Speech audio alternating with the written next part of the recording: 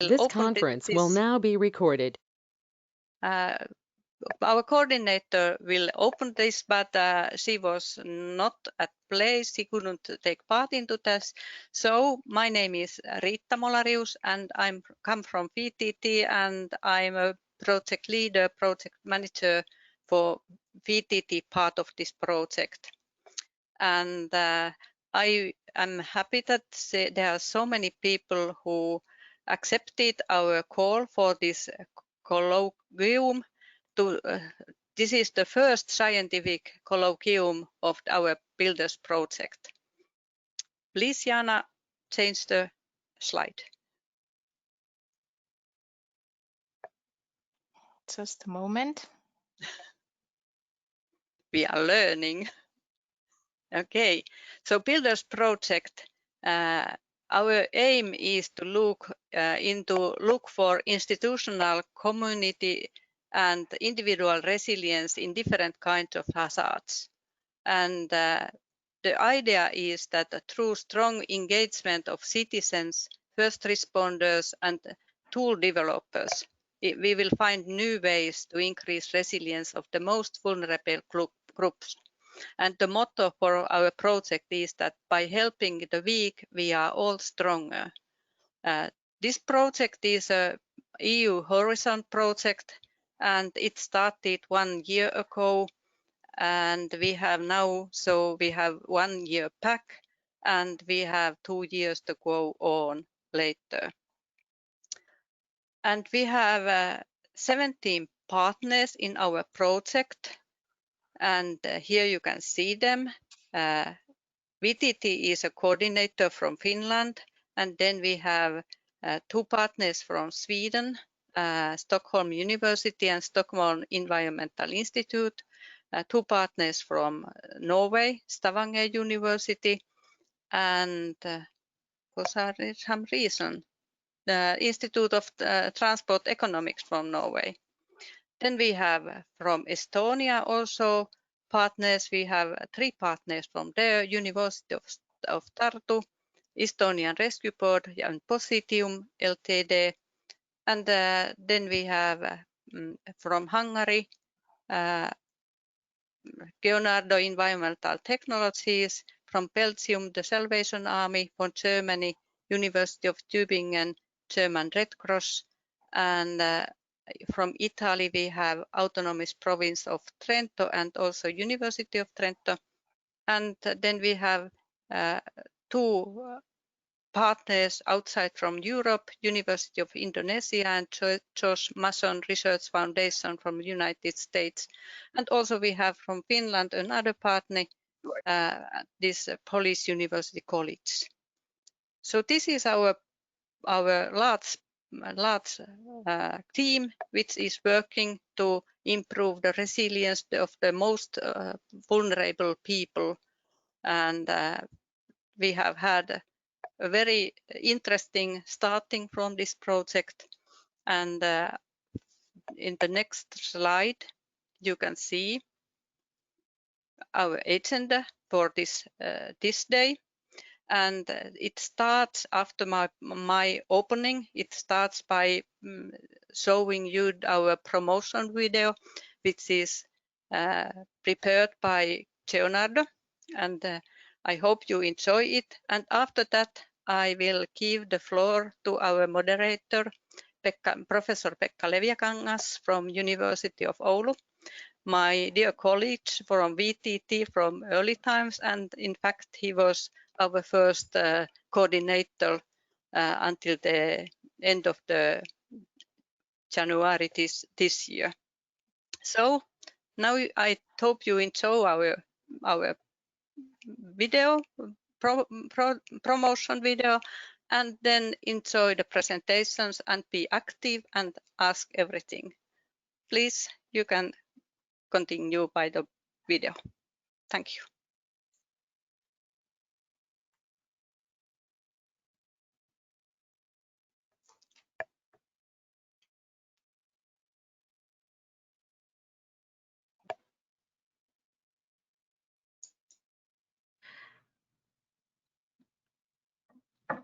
Hello, everyone. I hope you can hear me clearly. This is Evdokia Bayraba, and I'm representing Leonardo Environmental Technologies, and I'm going to share with you our BuildERS promo video. I hope you will enjoy it, and it starts now.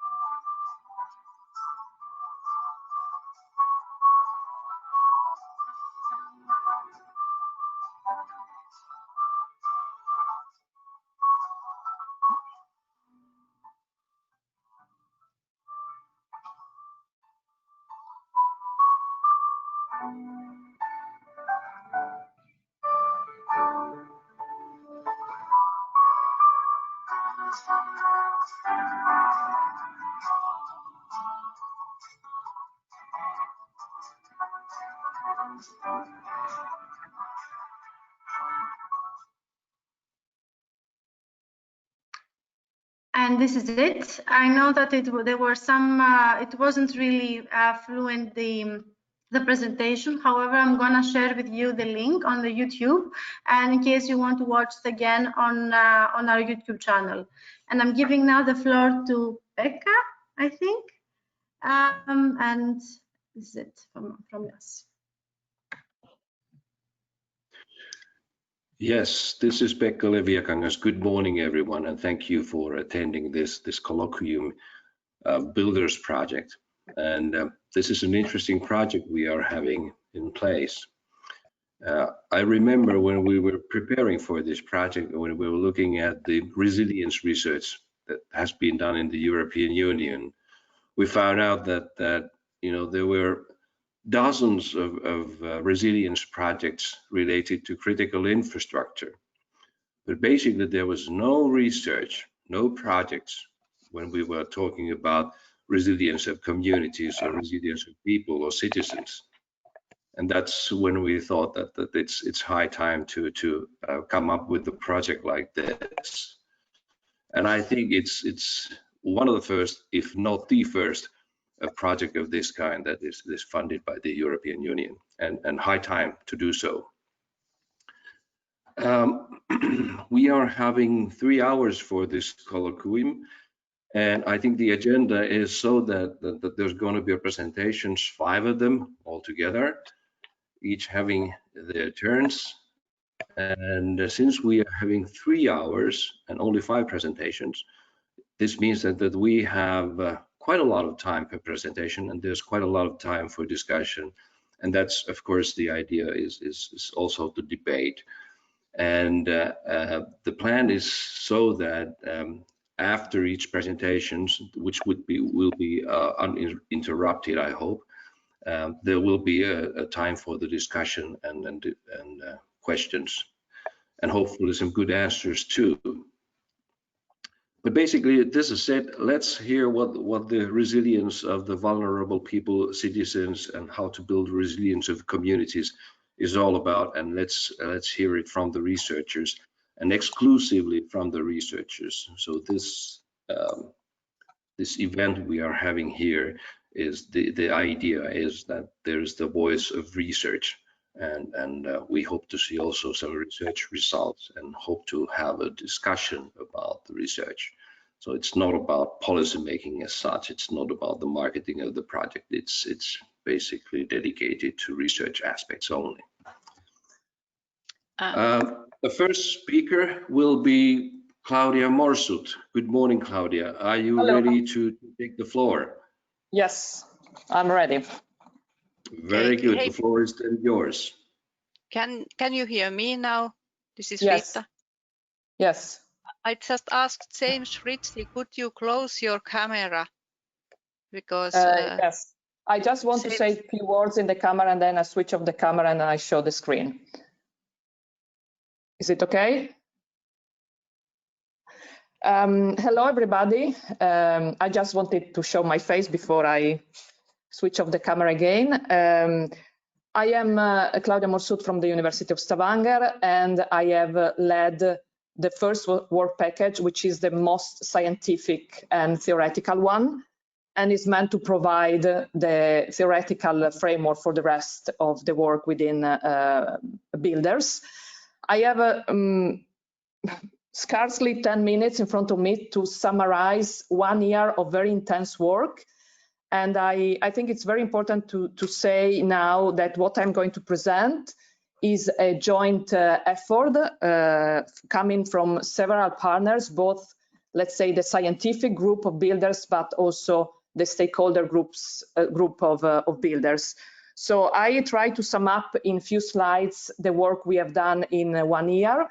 And I apologize in advance if there are some logic steps perhaps missing that are quite obvious for us who have been working for so long and not obvious for you. So please don't be afraid, don't hesitate to ask questions on this regard. Just very briefly, these slides are the result of a scoping study that has been conducted for almost 1 year. And it's a scoping study based on the scholarship on the main key concepts used in BuildERS, which are in a way the ones who are framing all the work: vulnerability, resilience, risk awareness, and social capital. And this scoping study has been very broad at the beginning. We have looked at these concepts, how they are understood and applied in several disciplines in a broad field of science. And then we went into what is the core issue of BuildERS, which is to disaster risk reduction and crisis and disaster risk management. So now I will switch off the camera and I'm going to share with you that. Do you, Rita, just to be sure, do you see the slides? Okay, I just continue then. Let's see. It doesn't go. Okay. So in each slide, I'm trying to show you which main results we deem important to bring to your attention as for this literature review. We have found out that vulnerability is actually more socially constructed than we thought, and it's very important to go to the root causes of vulnerability, all the factors that cause injustice, stigmatizations, and discrimination. We found out from the literature review that there is what I call a tension between an existentialistic side of vulnerability and a more essentialistic characteristic. So we should consider social vulnerability as a phenomenon which is more dynamic than static. And then we study vulnerability and in particular vulnerable groups using the intersectionality perspective. And we found out that there is a very niche field of studies applying this interesting perspective within disaster risk reduction, crisis and disasters, and hazards and risks. And we would like to promote a research agenda that is using more systematically this perspective. And then what we tried to do was to some extent to understand, to provide our own understanding based on this on this huge literature review of these concepts. And this is a definition. I have to warn you, some of these definitions are still under process. The work package is not ending. It's probably ending at the end of June. So any input to improve these definitions is more than welcome.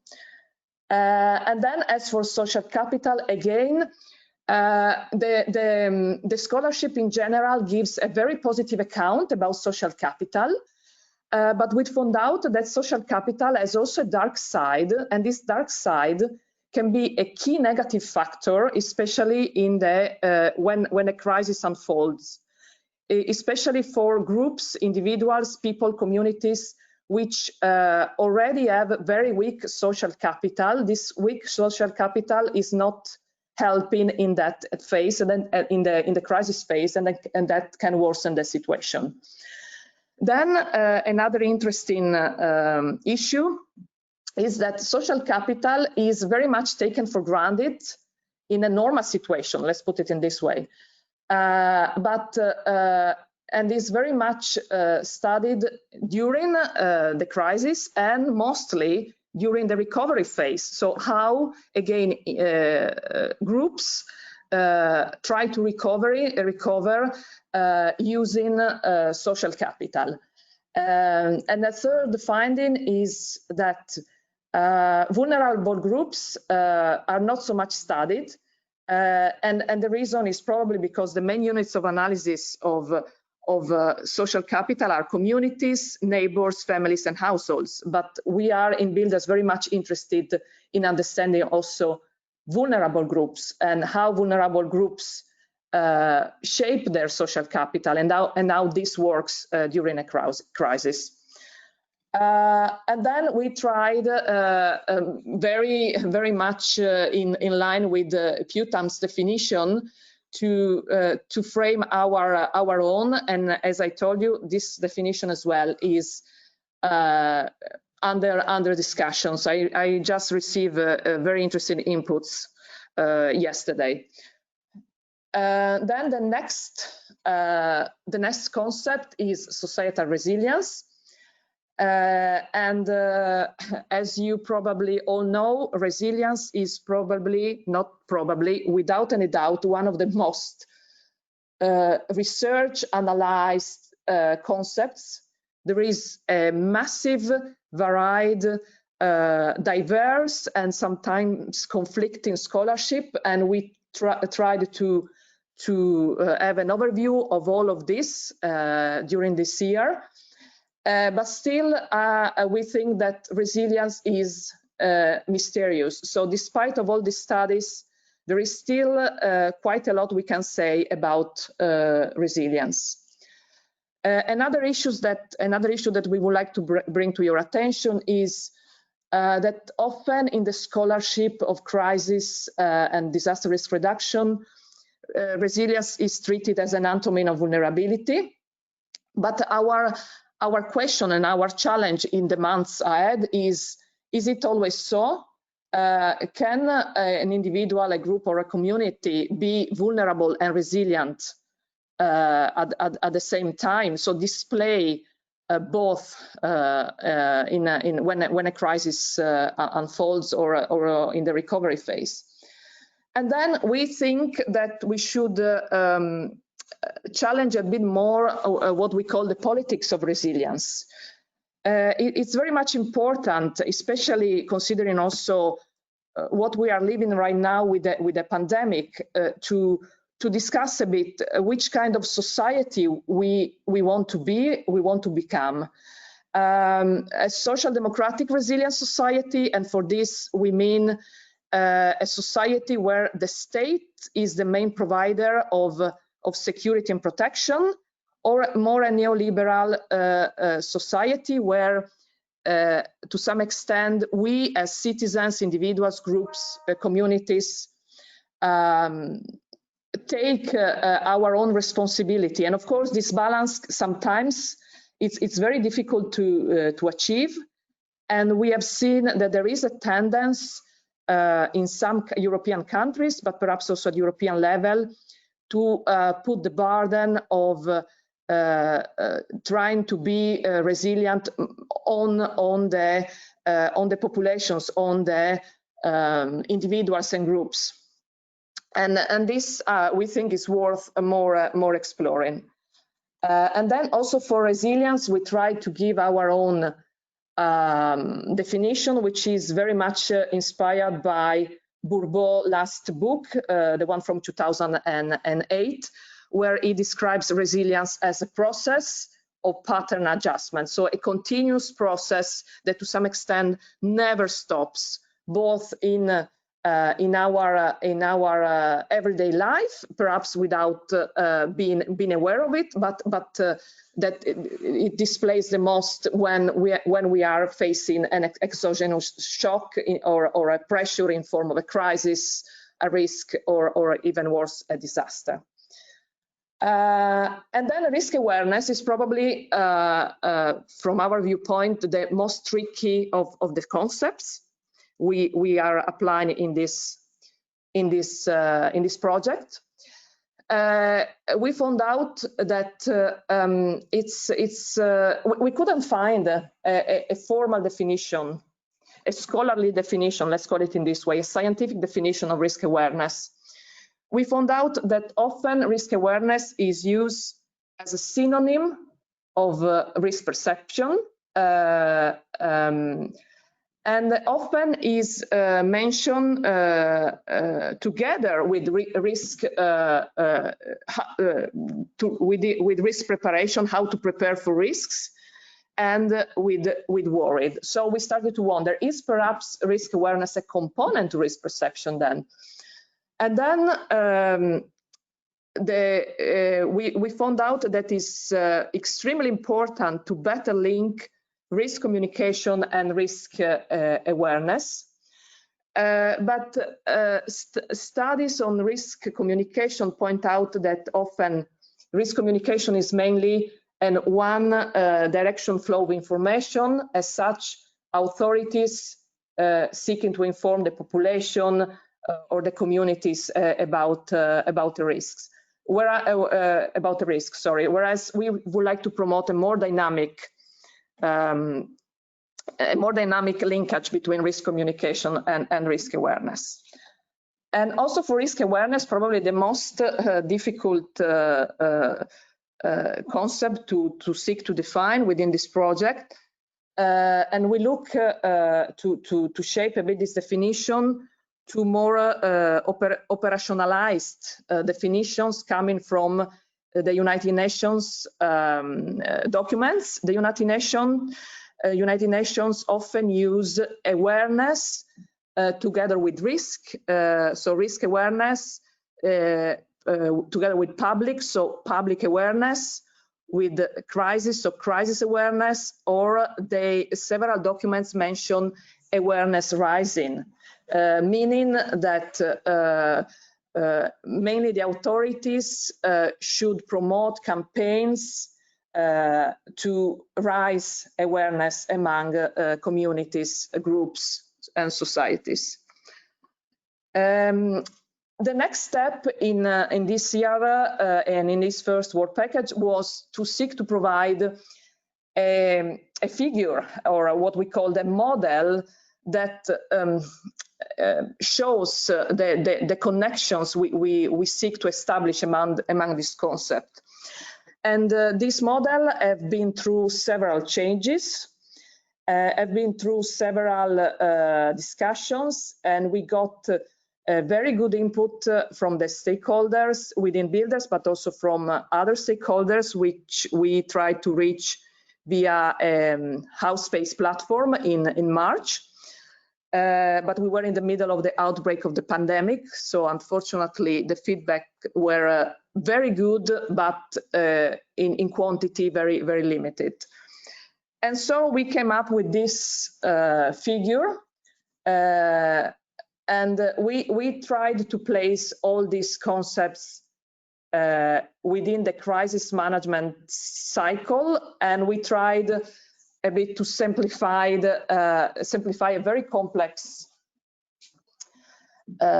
situation, mentioning in this model the pre-crisis and the acute and post-crisis, which include some phases of the crisis management cycle.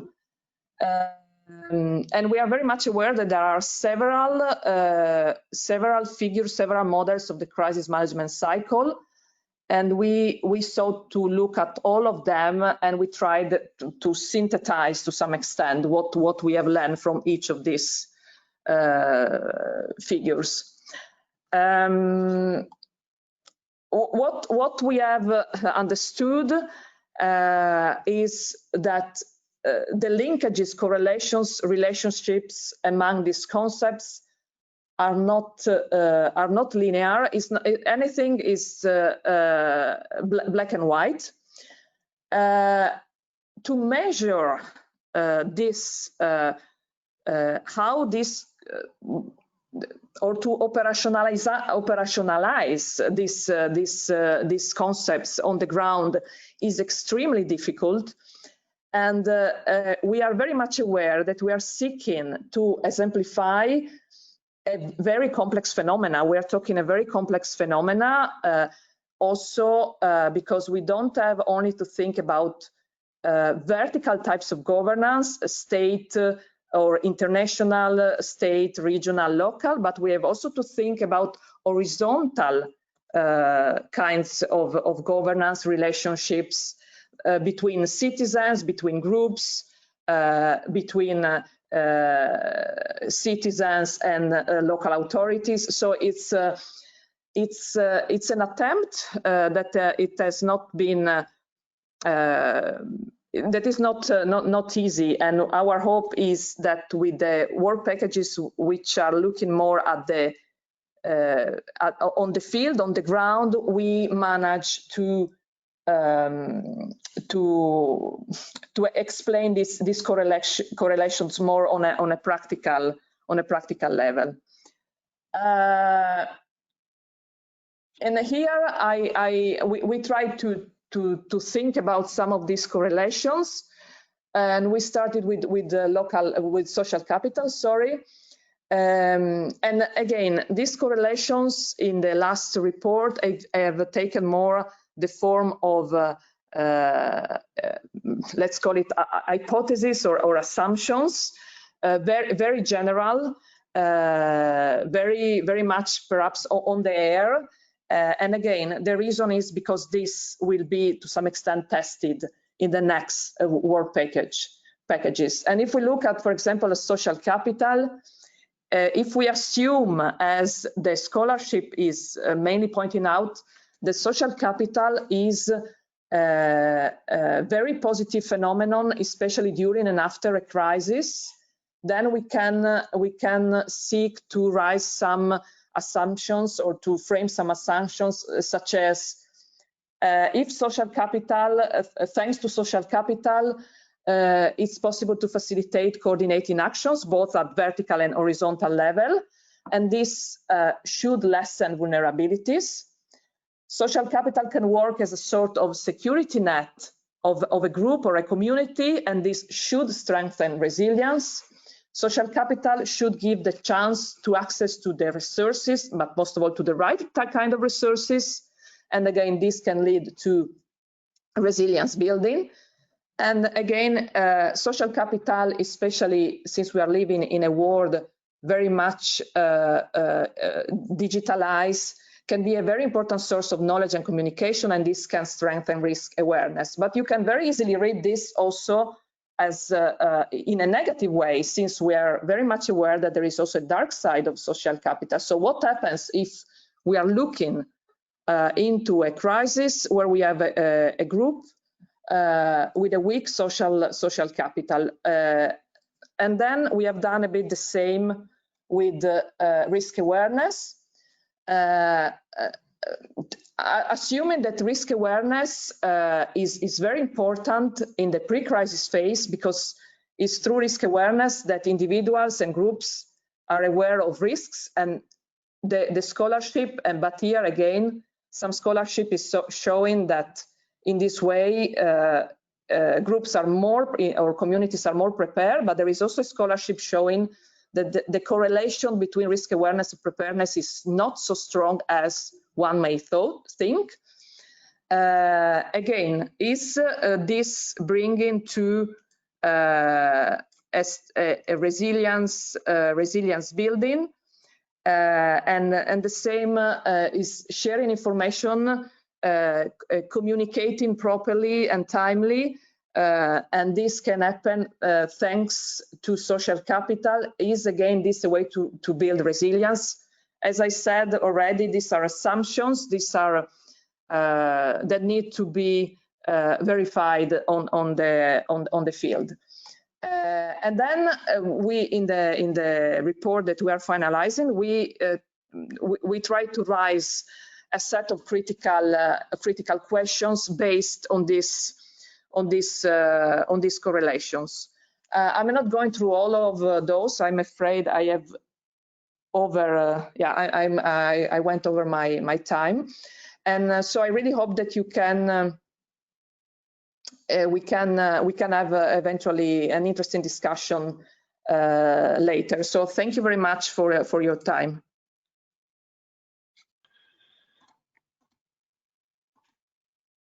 Thank you, Claudia. That was interesting. Well, now it is the time for questions and comments.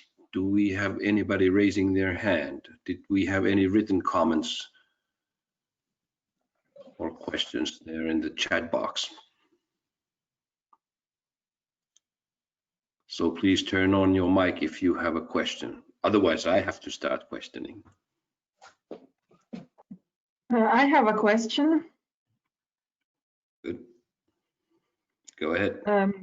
Can you please describe better your model, the one, because you went a bit too fast for me. Yeah. The one with the overall conceptual model. Yeah. Could you say who you are? Sorry, I can't see you. Sorry, Lucia. Sorry. Hello, Lucia. Sorry. Yes, that's a very good point. And as I said, yeah, I can perhaps turn on the camera as well. To synthesize in 10 minutes the work of 1 year is not as easy as one can imagine. No, the reason we look at the crisis management cycle and at the general steps that you find in the crisis management cycle, which are prevention, mitigation, preparedness. Then you have the response when the crisis unfolds, and then you have the recovery and learning phase, which is also very important to mention. And then in previous models, we always use this cycle. And then, especially after the feedbacks we got in March, we sought to simplify this part, dividing in a way in a pre-crisis phase, in a acute crisis phase, and in a post-crisis phase. And there we could, to some extent, place the phases of the crisis management cycle. And then we look at resilience and vulnerability. And again, it's very good that you raise critical questions here, because what we wanted to show with these two triangles in the middle is that resilience and vulnerability have a very much dynamic relationship. They are not static, they are processes. But they change over time. They change from the pre-crisis to the acute crisis and to the post-crisis. And also here, you can say that in a normal situation, resilience is not manifesting, it's latent, and you see probably more vulnerability. But which kind of vulnerability do we see? Again, is the static vulnerability or the dynamic vulnerability, the situational vulnerability? And then we look at risk awareness and social capital, which are placed as outside the main oval, and how they influence these processes of resilience and vulnerabilities during the pre, during, and post-crisis phase. And then there is yet another issue that is very much being debated in these months. Which levels are we taking into account? And in placing individual, group, and society at the bottom, we sought to show that all these dynamic relations concern individuals per se, but concerns, of course, individuals placed in a group, and concerns the society as such, because as it has been previously mentioned, BuildERS is seeking to promote the strength of resilience, especially among the most vulnerable groups, because we think that strengthening that kind of resilience is beneficial for the whole of the society. So we tried to how can I say, to visualize this message, and of course we are still not 100% sure that this message is very well filtered through this figure that needs, of course, a text and explanation. It can be just looked without any kind of explanation. I don't know, Lucia, if I managed to yes, thank you. Yeah, answer your question. Thank you. Yes, at least your answer was quite thorough, so I think at least Lucia got some points. Any other questions from Claudia? May I do a comment? I am Daniela. Hi, Claudia. Yes. I can.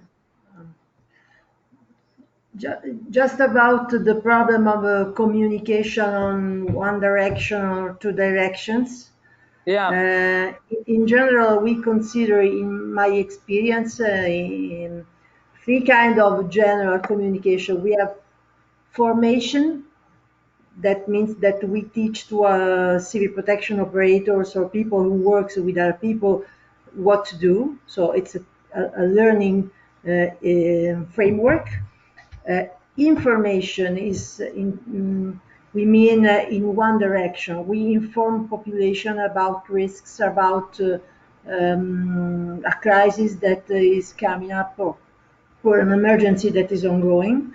And when we talk about communication, we consider it as communication comes from a Latin word that means cum munus, with gifts. Yeah. So we exchange each other gifts in some way. Yeah. So for us, communication is into direction. Just to suggest this. Yeah. Thank you, Daniela. No, it's a very good point, because risk awareness, probably among all the concepts, is the most, at least from my viewpoint, the most challenging, because as I said previously, we couldn't find any formal definition, and is very much used interchangeably with risk perception. But in the report, we try to show that risk perception is actually something else. Not as much as risk awareness connected to communication, especially in the way you very well described. This exchange between affected groups or communities and the rescuers, for example. So thank you for this. We will try to include this point in the report as well. Thank you. Good. Okay. A quick question, if there's any.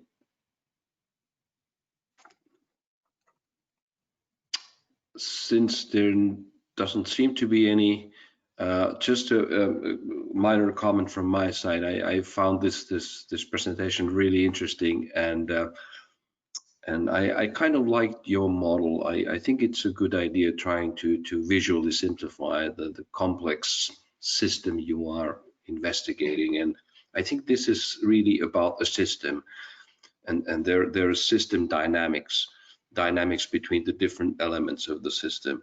So a quick question, I mean, did you come up with any good ideas, or did you try out any type of operationalizing the relationships? What's your yardstick or measurement device which you would like to use, or did you try anything successfully or unsuccessfully? Let's say, as work package leader of this work package, and I have already said at the beginning, this is the most scientific and is the most classical research-oriented work package that you can find in a project.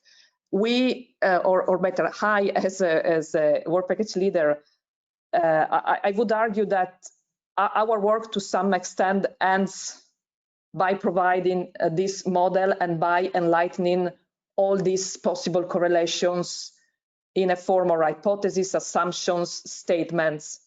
And then I think the works on the field to some extent starts with the other work packages, which should benefit from what this work package is offering scientifically, and see, okay, is this really happening? Is this happening in the way this model is visualizing? Is something else that we have missed because we are keeping, of course, this model on a scientific, theoretical level? Is the ground displacing gaps, issues that are, in a way, the theoretical approach is not taken into account, because, as you correctly said, we are moving on a systemic level, and we need to go, into the field to see how the system really works. So this is the idea that we try to promote with this model and all the work done in this year. And I'm also very much aware, based also on the feedback we receive from the stakeholders, that when we talk about stakeholders, we talk about a group which is very diverse and works at different levels of governance. And probably the stakeholders don't see this. Each stakeholder is looking at this model with different eyes, which are probably not my eyes because I'm a researcher. But this, I think, is the great opportunity we had with this BuildERS project to be able, with our own eyes, to describe what we see there, and to me is a sort of mosaic that we are building right now. Small pieces. Probably we are still missing the big picture, but we have still 2 years to go. So I'm optimistic that we will manage at the end of this journey to put together all this. It's risky business, and if there's no risk, then Exactly. it's not really much. It's something else. Yeah. So thank you, Claudia, for your very, very nice presentation. And the reason I was asking about the measurements was because the next presentation is coming from Claudia's colleague, Christian Kuran, from the same university, and Christian is going to speak about the challenges in measuring vulnerability. So Christian, are you ready?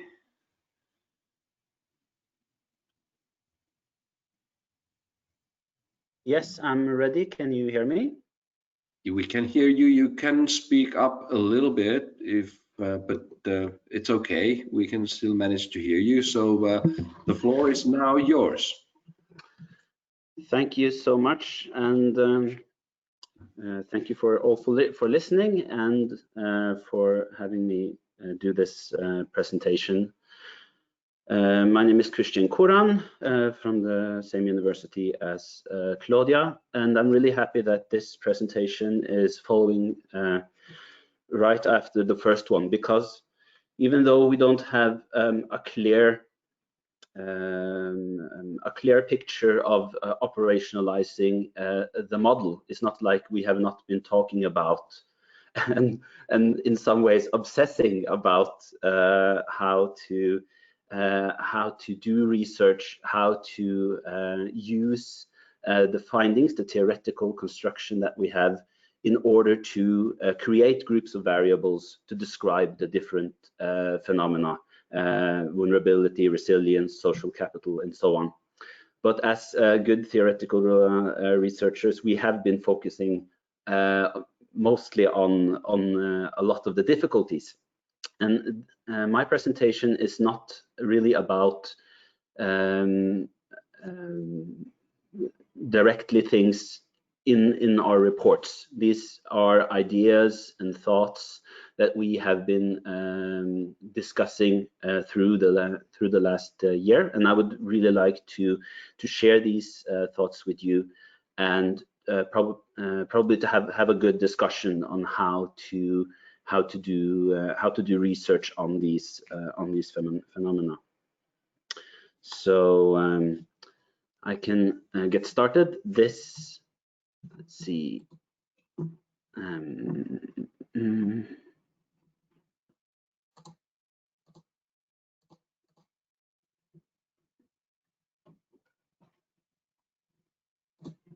There you have it. Okay, so this is what I'm going to be talking about. Vulnerability in the BuildERS project, work done in work package 1, as a little bit about the model building, though not the model presented by Claudia in the last presentation. I'm going to talk about some of the challenges encountered and what are some of the methodological consequences of the challenges.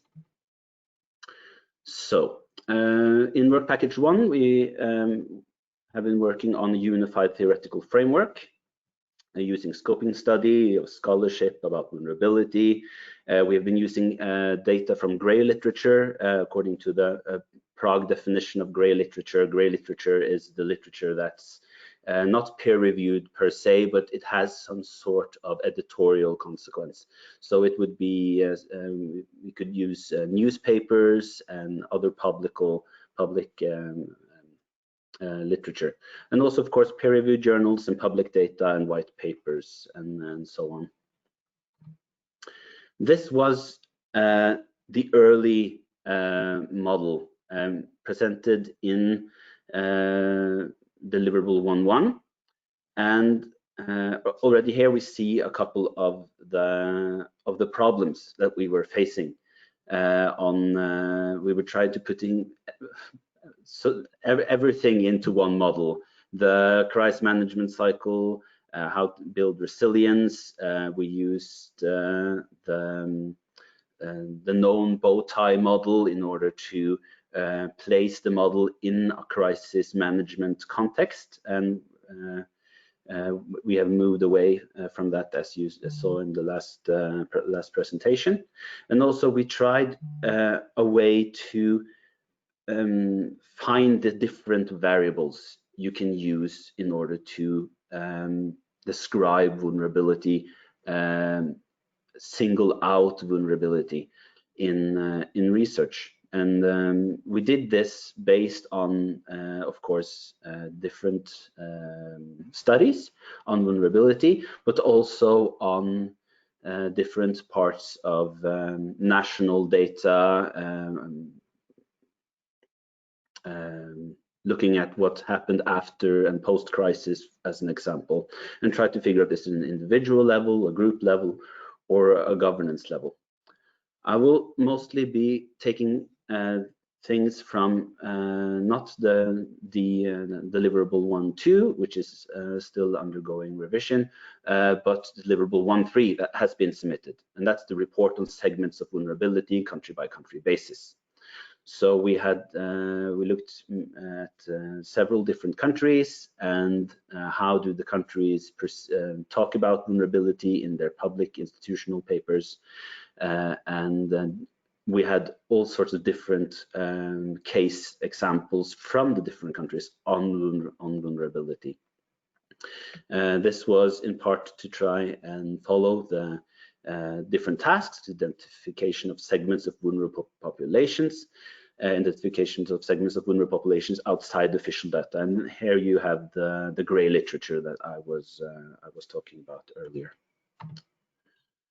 We looked at surveys and databases, national peer-reviewed articles, country overviews, and also different case studies of crises: Estonia, from Finland, Norway, and Sweden. And we would We would really have liked to include more countries in D13, but it's about how the BuildERS project is built and who has time to use on the different work packages. But as we were working on this, we saw that the focus of the different countries, because they have different crises, because the contexts are different, then of course the data will be different, and the focus of what is vulnerable will also be different from slightly different from country to country. So what are the challenges if we want to find out who are the vulnerable people, who are the vulnerable groups? I find that we have 4 different categories of challenges to how we try and approach the concept of vulnerability.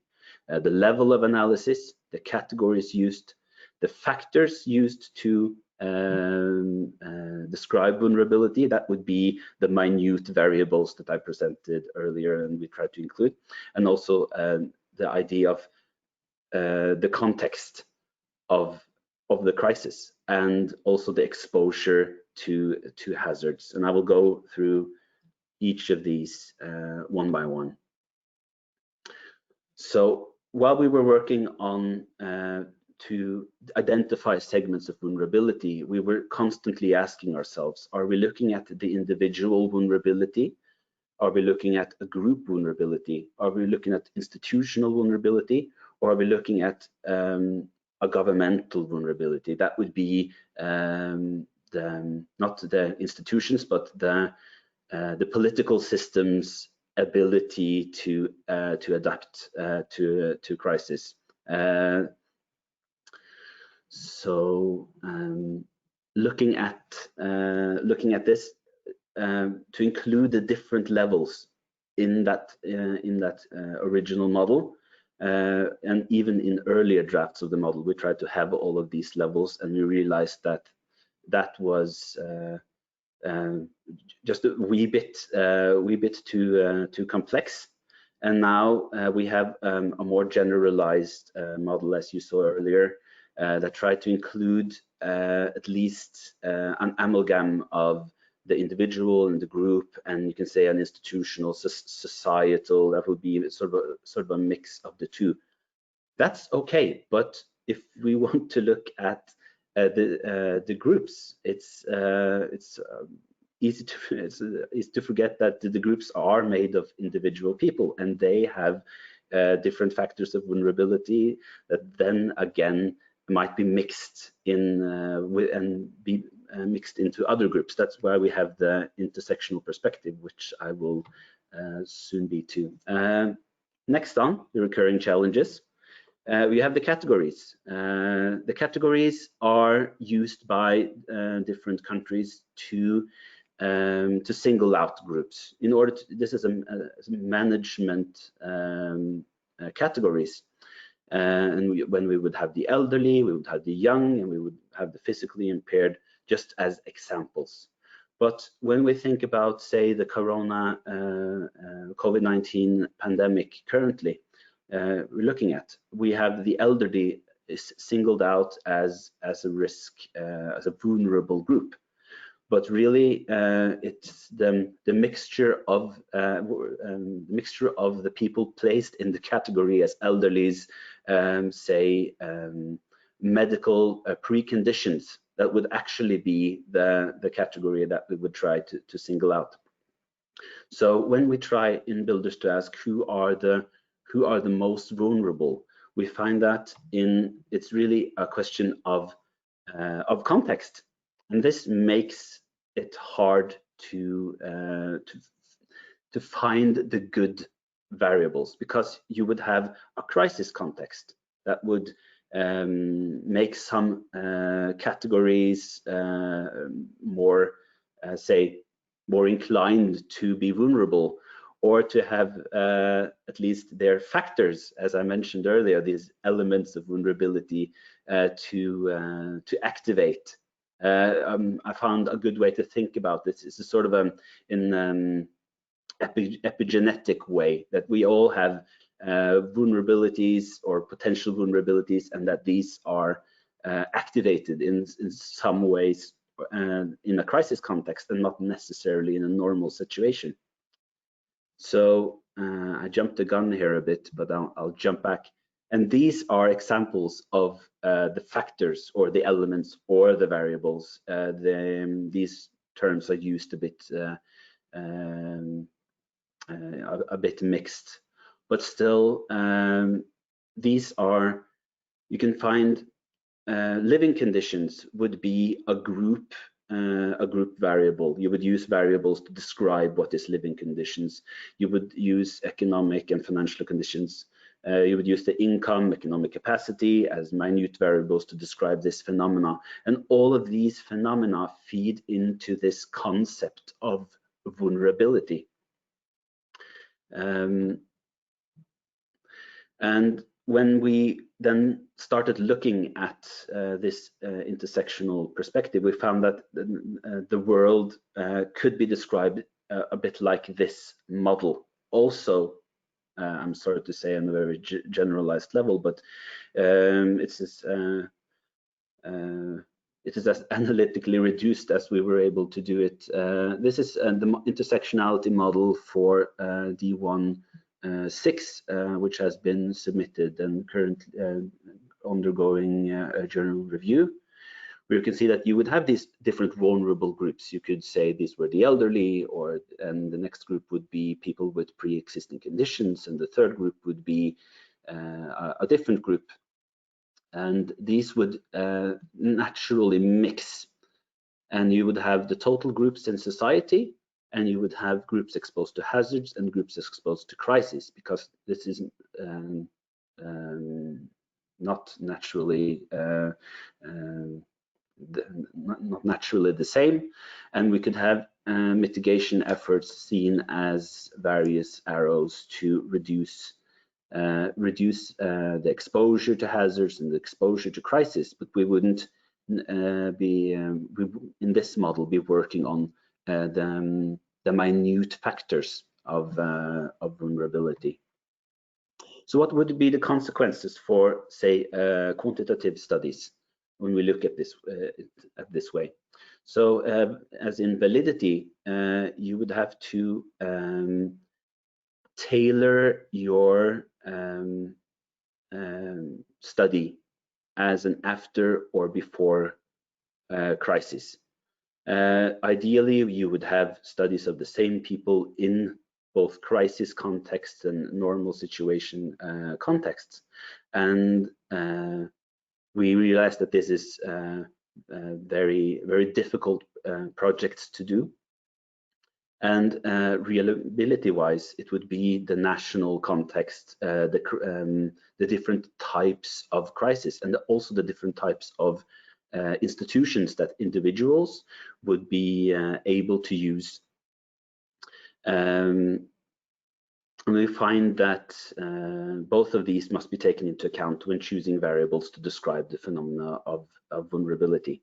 So I do not have any explicit way of doing this. I'm just pointing out the major challenges.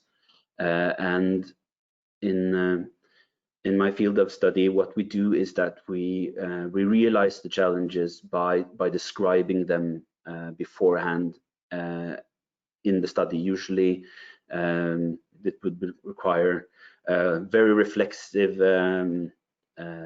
method sections of our projects.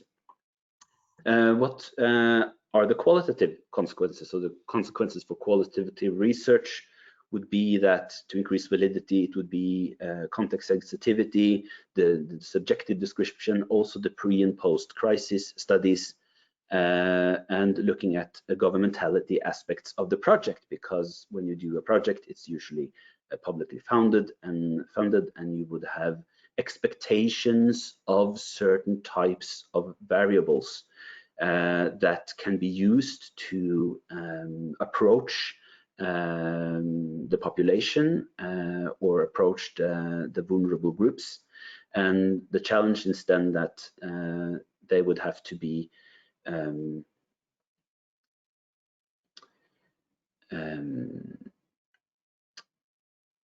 these funded ideas of doing things would have to also be included in the method sections of the studies. So our suggestion then to work on these levels of challenges, the levels, the categories, the factors, the context, is to systematically use the intersectionality perspective to study vulnerability and vulnerable groups. And this would require comprehensive explanations of the construction of variables, because we see that especially in the grey literature, but also quite often in the scientific literature, the idea of the vulnerable is taken for granted without a discussion of these 4 elements. We also suggest that you do that we have done already, do the official public international surveys and databases, the grey literature and the scientific literature, depending on the country. Ideally used mixed methodology, as I'm happy to say that we are doing in BuildERS with the surveys in work packages 3 and also with the case studies. And as a final thought, would be not to just have mixed methodology, but actually try mixed methods that would be single methods that include elements of both quantitative and qualitative data. One such method is the interview, where you do interview questions as open questions, but you have closed categories of questions based on pre-existing, pre-collected knowledge of the context, the levels, the categories, and so. Thank you.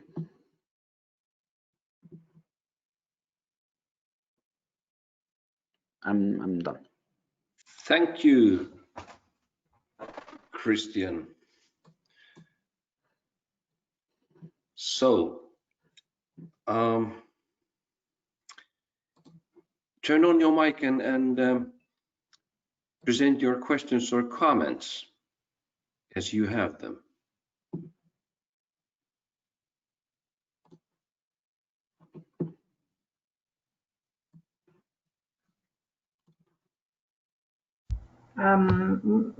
Danielle again.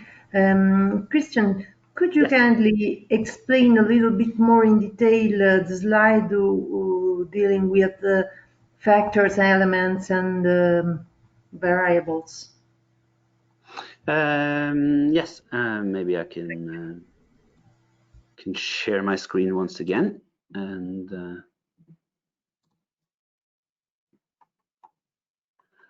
just to make sure we are on the same page. This one.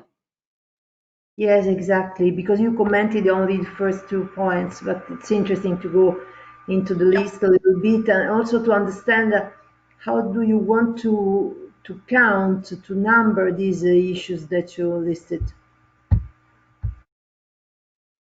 These categories, or these factors or elements or variables, they are the result of our survey of or our scoping study of different ways of measuring vulnerability, and you would have to go into each of these variables and look at it in the national context. As you see, as an example, age would be, we would say the elderly are vulnerable, and then we would have to ask ourselves, who are the elderly? And then you would have to go into the national statistics. In the Norwegian context, a person of 65 plus is not really, would not be considered a vulnerable person per se. These are people who are finishing their professional careers. They have more resources than most people do.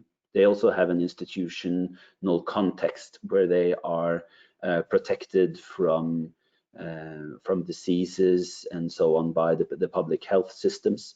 They often do support their children in some way, and also sometimes they also take care of their own parents. But who is to say that that segment 65 plus, or where to draw the line, is a vulnerable group? So I don't have numbers for you on or how to operationalize each of these, but these are usually operationalized in a national context, and this would be challenging if you want to do cross survey studies or cross national studies in Europe or any other country. It becomes more complex the more you travel outside of that. I'm not saying it's not possible. It definitely is. It just needs more clarification, better method sections than most studies do today. It's my opinion, though. But thank you very much. Thank you. And then another question from somebody.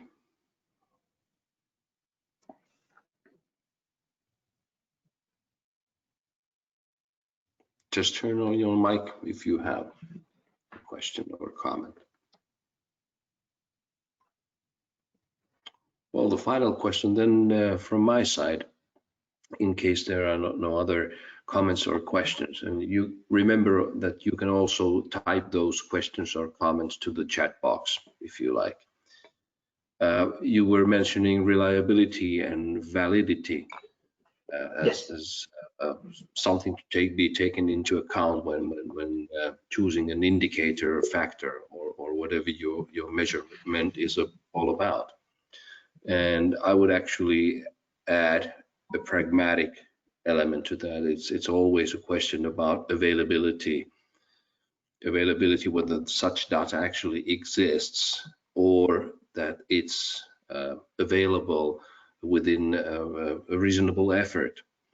And sometimes either of those conditions is not met.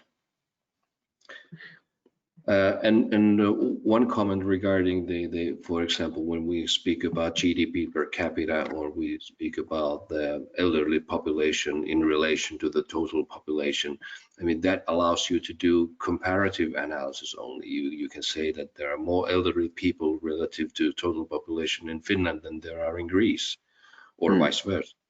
And it's actually, it limits your analysis to a certain extent to such kind of comparisons. Would you agree with that, Christian? Yes, I would agree with that. And also on the point you had with availability, that is sort of where I mentioned the governmentality aspect of the studies appear, because the categories are used in order to enact policies, as an example, and different countries will have different types of policies. A major challenge would be also availability would be, well, if the practical parts of it, or the pragmatical, as you say, if people are willing to answer phones, if people are willing to do in-depth studies. That's why we have this in-depth ethical considerations necessary in BuildERS, I think. Yes. And I suppose this story with ethics issues in this project is not entirely closed yet, so it will be continuing to one way or the other. Pretty sure it's not, yes. Well, thank you, Christian Kuran from Stavanger, for your presentation. I think it has a lot of food for thought, and I hope you are able to at least come over with some of those challenges you mentioned. And the next speaker will be Kati Oru from University of Tartu, and she has been leading work package 2. Isn't that right, Kati? Hello, yes. Thank you, Pekka, for this introduction. Indeed, yeah. We have been working on work package 2, and I'm so glad that Christian already and the discussion already got into the point of how we operationalize these nice concepts that we have gathered around, and to what extent these are actually measurable, and also to what extent these measured aspects can be reliable, because this is something that we have really encountered in this work package 2, where we try to operationalize these research concepts. Yeah, and you will be comparing 8 countries, so that's going to be rather interesting to see what kind of results you have had. So please go ahead. I'll stop my camera and mic. Thank you.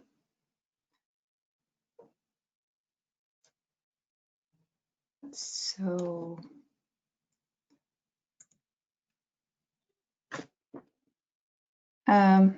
is that visible? Can you see it well? Okay, and it is yes. Full screen. Good, very good. Thank you for this feedback. Yes, so we are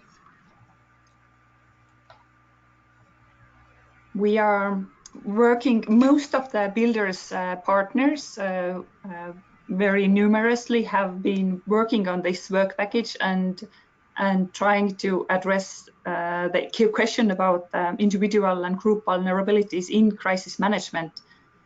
So this is something that the research where lots and lots of work months have been poured into, while the sort of theoretical background knowledge is still being gathered. We have already jumped into the empirical work already, and I guess this is the way we can also enhance the sort of theoretical models that we are building on in work package 1 by actually looking at what is happening on the ground in the 8 countries. So I'm trying to move on with the presentation, but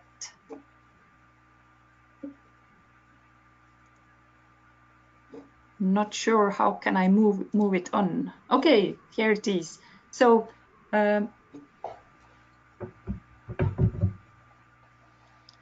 yes, so what we have been looking at is the interpretations and responses to the vulnerability in the crisis management systems in the BuildERS countries. And of course, we need to bear in mind these varied definitions of vulnerability that have been brought up in the literature and that Christian and Claudia have talked about.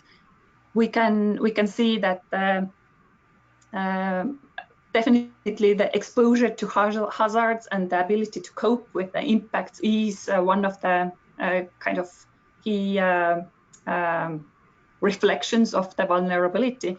But we can also see that in these varied definitions of vulnerability, also even the object of vulnerability is in practice very much varying. And this is what the research has been addressing so far. Also, the extent to which we can consider social vulnerability depending on personal capacities or on the social conditions and situation. This is something that we needed to bear in mind before jumping into our empirical work. Another important question is whose responsibility is to reduce vulnerability. This is the governmentality aspect, the horizontal ties that Claudia talked about.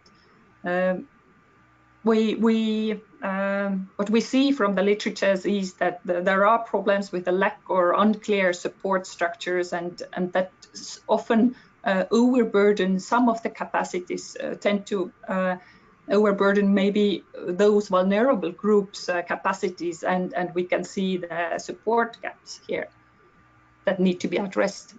But as for the empirical testing of these concepts on the ground, there are only a very few case studies that we could see, and these are only from a very recent research. For example, Center of Excellence for the local level addressing of vulnerabilities in disasters is in action in Nordic countries now, and they have quite interesting views on that already published in the articles that I'm citing here.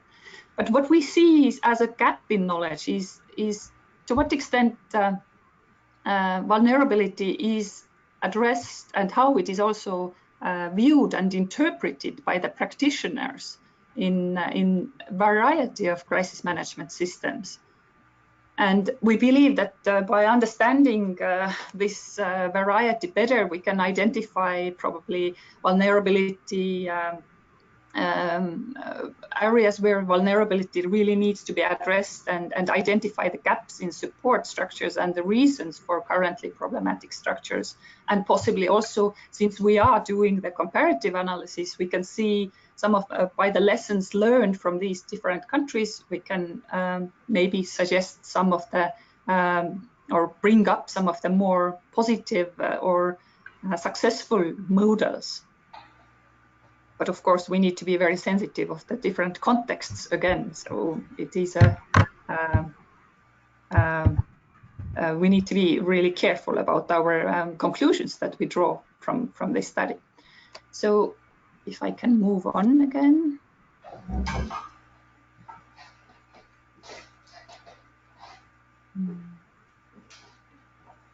Yes, okay. So what we were relying on is a massive amount of work done by our partners in BuildERS countries. You can see the representation of the 8 countries, and many of countries were represented even by several partners that have poured their work into this effort. So we ended up with, in package 2, we ended up with 95 interviews altogether in these 8 countries, and plus, of course, extensive document analysis that consisted of a variety of policy documents, strategies, reports by the think tanks, etc. So, but in this particular presentation, I'm going to look at the vulnerability concept and how this has been operationalized in the national context. And we specifically looked at the objective vulnerability, the different shaping factors, but also paying attention to who is actually considered responsible for vulnerability and handling and addressing the vulnerability in these particular countries.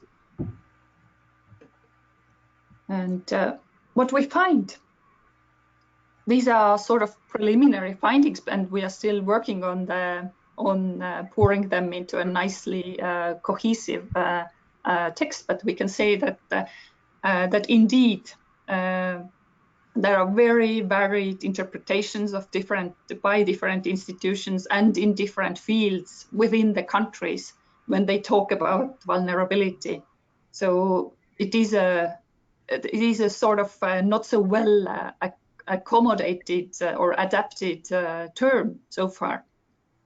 But we can see also a tendency that the social vulnerability is definitely overshadowed by the focus on vulnerability of infrastructures and also the institutions.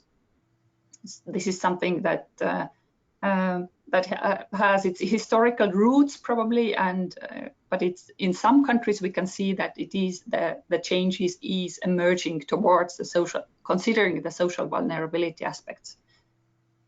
So often what we see in the countries where this vulnerability term is not so well adopted, we focus rather on the specific fragile groups or people with special needs or also disadvantaged groups. Such kind of terminology is rather used instead of the vulnerability. And what we can see also is that it is a general tendency in all the countries that we try to see the the personal capacities and individual capacities as the key trigger for the vulnerability, or also on the other hand the resilience. And maybe less of an attention has been paid to those societal inequalities or the power relations that have triggered these, that may be the root cause of these vulnerabilities, and the diversity in the capacities, on the individual level. As for the very practical side of how we address vulnerability in these different countries, we can see that those aspects of socially diverse backgrounds or the cultural diversities are, and the related disadvantaged situations or conditions where many of the societal groups lie in, are rarely addressed. What we can see is that the communication aspect, the building awareness in these groups, in these sort of marginalized groups, has been addressed in the communication sphere, but not in the aspects of our actual preparation or how the support structures to enhance our preparedness and resilience. So we see that also it's a general rule that we in these countries do not have very good conceptual, neither methodological framework for assessing the individual vulnerabilities. We can see that there are, in some cases, we have very good national level vulnerability assessment tools in place, but they are also only applied in certain sections. For example, the climate change related extremities. This is something where the European Union has taken a really strong stance, and here we can see also a sort of homogeneity in the countries' approaches to assessing the vulnerability.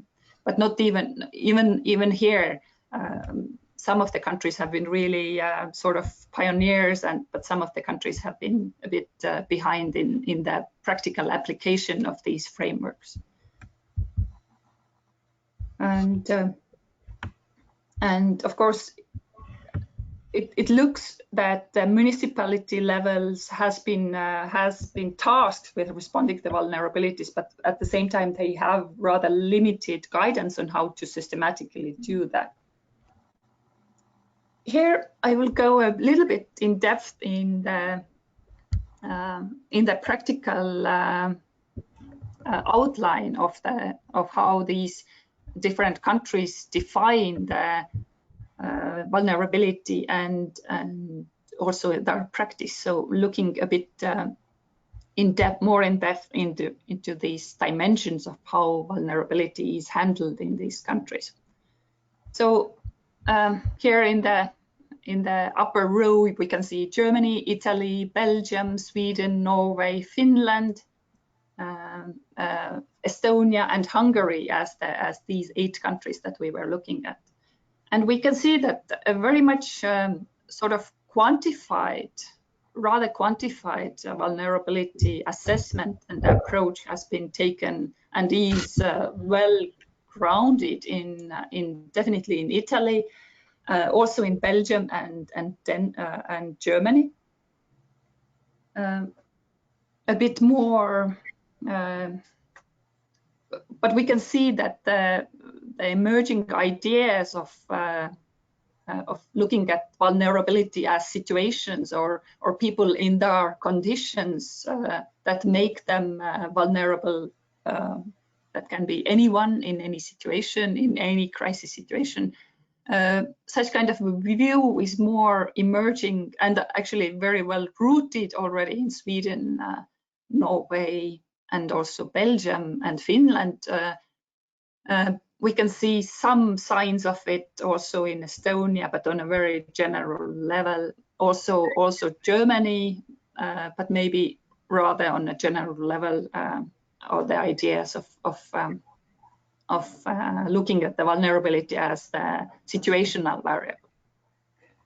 As for the practice, we can see that vulnerability is rather well addressed in crisis communication. This is where much of the efforts have been put into, and this is very much in line with the idea that once you are much more aware, you should be more prepared. You have the responsibility to act upon the information and take care of yourself.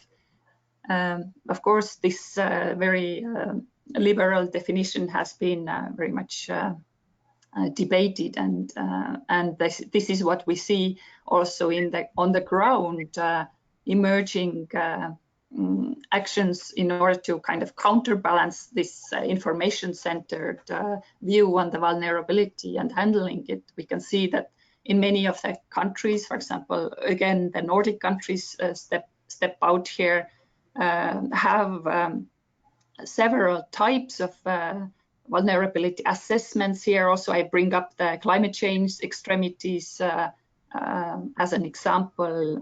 These are actually the countries that where at least these climate change extreme events vulnerabilities have been assessed. In Italy, this is still in progress. In Hungary, we couldn't find evidence for that. As for the national crisis vulnerability programs per se, targeted at decreasing the vulnerability training programs, or we could see them definitely in Sweden and Finland. For other countries, the information was a bit patchy, so we are not quite certain about these other countries. They might be there, but they were not so explicitly drawn out in the documents. So here it would be nice to hear the discussion from the audience. As for the municipal level crisis vulnerability assessments, these are definitely in place again in the Nordic countries, but also in Belgium. Also, we know that there are guidelines for doing it, at least in Germany, but in practice, this is an unknown field. As for the voluntary organizations' role in addressing the vulnerable groups and their needs in the crisis situation, this is very well established in some of the countries, whereas for example, in Estonia, definitely this is something that is probably something that we don't really have experiences of, luckily, but at the same time. Of course, this Corona situation has brought up the role of voluntary organizations, but when it comes to the really well institutionalized cooperation with these voluntary organizations in order to address the vulnerabilities on the ground, this is not practiced yet. In our project, one of the key focuses is those horizontal social support networks, social capital's role, and it seems that it doesn't seem, but many of the documents and for example, the crisis preparedness guidelines all bring this aspect out in the studied countries to some extent, at least. But as for the really practical actions in order to support these social support networks, we could identify them only in Norway and Finland. So this is a really bold table, I would say, of trying to capture these different practices of addressing vulnerability in different countries. So I'm looking forward to your comments on that. But before that, let me conclude with the last slide. And yes, so we see that there is limited addressing of individual vulnerabilities, except for probably Nordic countries and Belgium, and except for certain crisis areas where probably the push of the European Union and its climate governance schemes and programs have really made the countries to make an effort to be and to consider the vulnerable groups as well. In general, there is rather patchy understanding of how vulnerable groups might be identified. There is also very little consideration of, and that has been brought up by our interviews and also some of the documents that have critically viewed on that, there are unclear implications of what do we do with this knowledge of if we know before a crisis who the vulnerable groups are, or during the crisis, what do we do? What do we do? How do we handle this rather sensitive information? So this is something that really needs to be considered and looked into, and probably some proper rules and regulations need to be instituted here.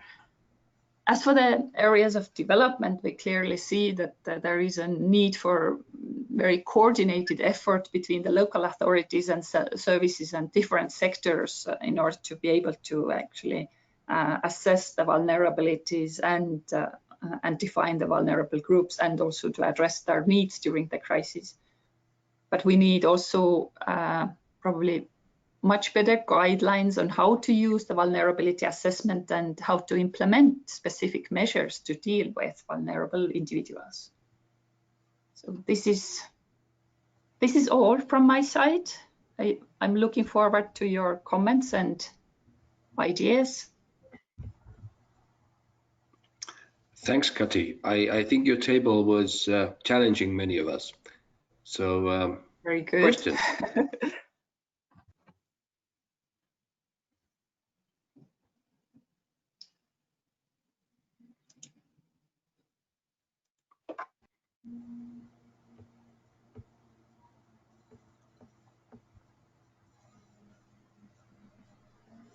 Come on, this was rather an interesting result. There should be some comments or questions, definitely. Don't let me be the one that doing all the debating. Hello, it's James Ritchie here. How are you? Hello. Good.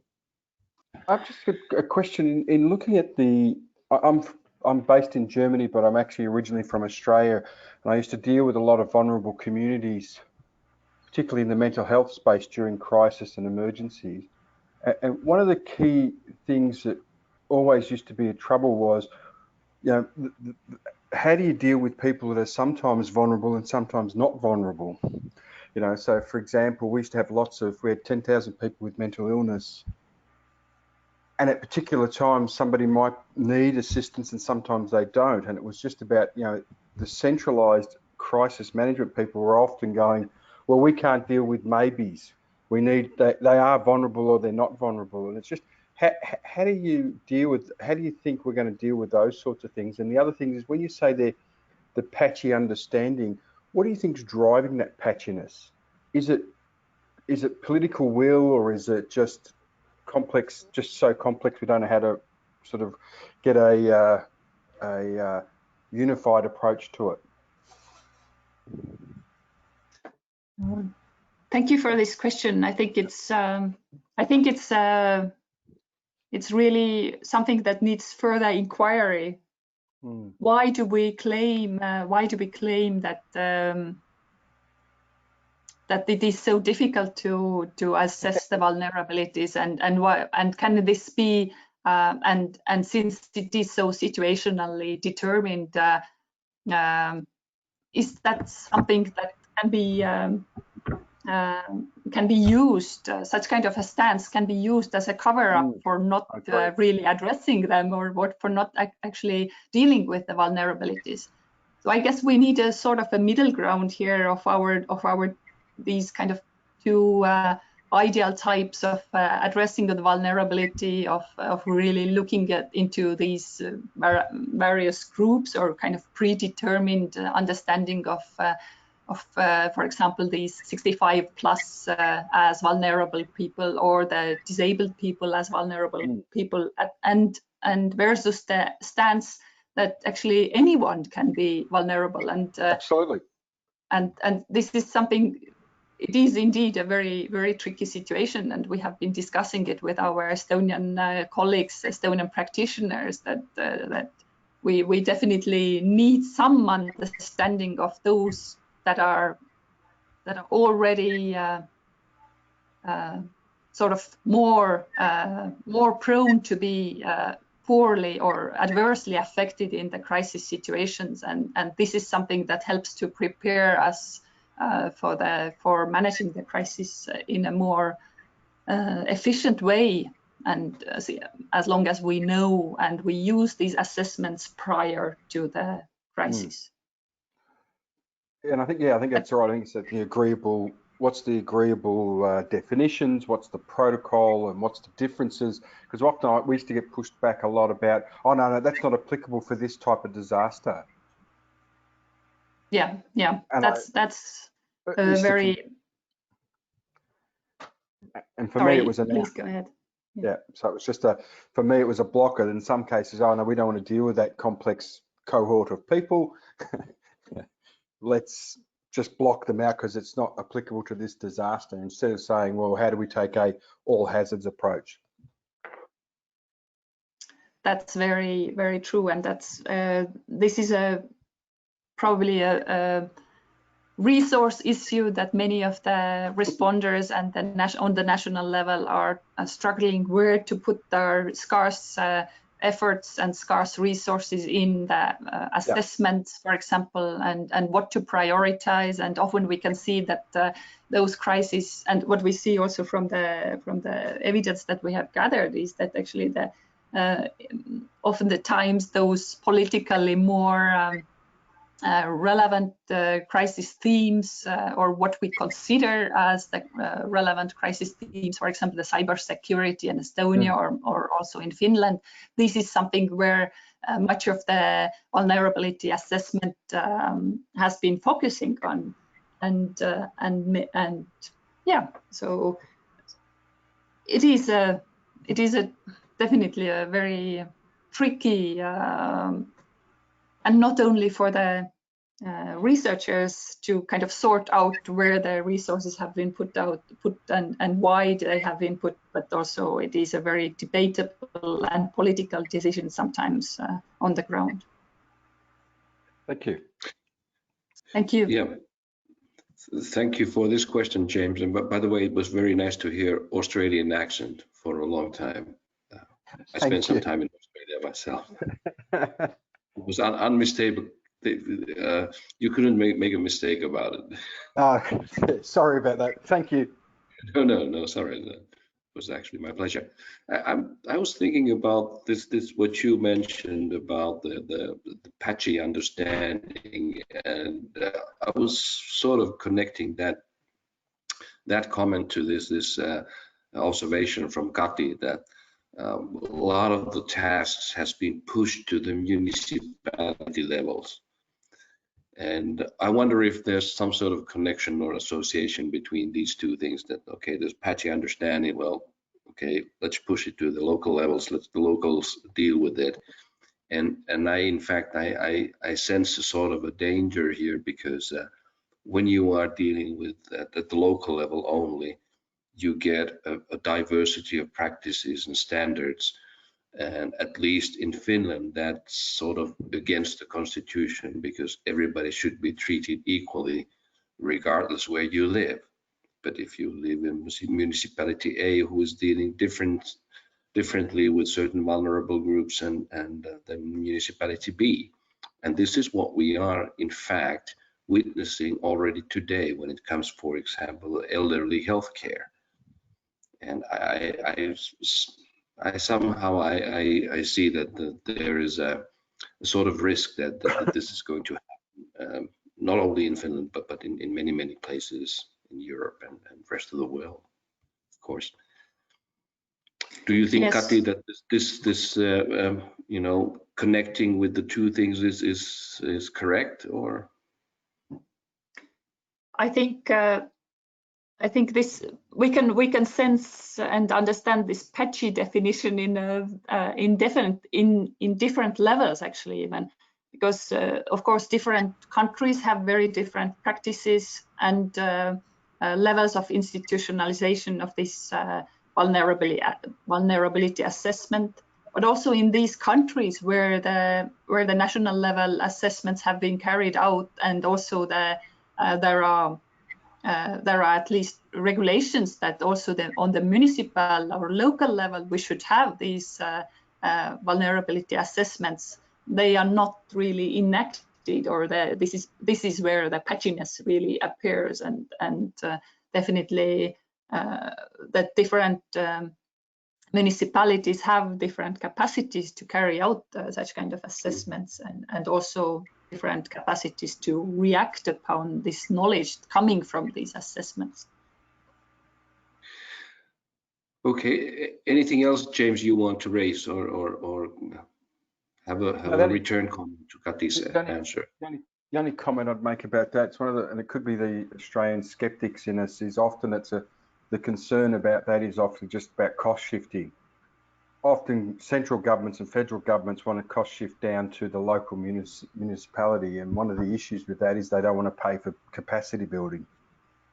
And that's one of the things we see, particularly with the bushfires. They want everybody in the local community to pick up stuff, which they should, because you do want the local leadership, but you've got to support them properly to deliver, particularly in the resilience and the recovery phase. So, so it is what shifting? Sorry, I didn't catch the word. Cost shifting. Cost shifting. So, you know, nobody has it in their budget. You know, I deal with lots of local governments across Australia, and they all the responsibilities are being pushed to them, but they're not getting any budget and or resources to particularly help. And then how do you build capacity? Yeah, it's interesting that in most of the countries, actually, the social workers on the municipal level, these anyway need to handle and address the vulnerabilities, and so it's a tricky situation when the disaster appears, and this is where the question really is: are they prepared also to handle the crisis or handle the vulnerabilities in crisis situation, or they are not? And I think this is really what makes a difference. And we can see that some of the countries have really poured resources into this preparedness of the social support system on the ground to be available and to support during the crisis also the vulnerable individuals, and some of the countries just have not addressed it at all. Yeah, and dealing with before, during, and after trauma is an extremely interesting thing while you're trying to deal with vulnerability within your own community. So that's just, it's a tricky one. That's true. That's also yes, a lot of the kind of personal relations even coming up here. I would assume that it's not why. That's the kind of maybe the dark side of the social capital that that's right. and Claudia were referring to. Yep. Who do you consider the most vulnerable, and who do you really want to help? And that, in that sense, again, the sort of more objective or more probably institutionalized ways of addressing vulnerability would maybe offer a more fair treatment of these groups. Thank you for this very, very good points bringing up. Thank you. Thank you. Thank you, James. Any other questions to Kati? Because we do have time. I mean, there's no hurry. We have 2 more presentations to go and more than an hour for us.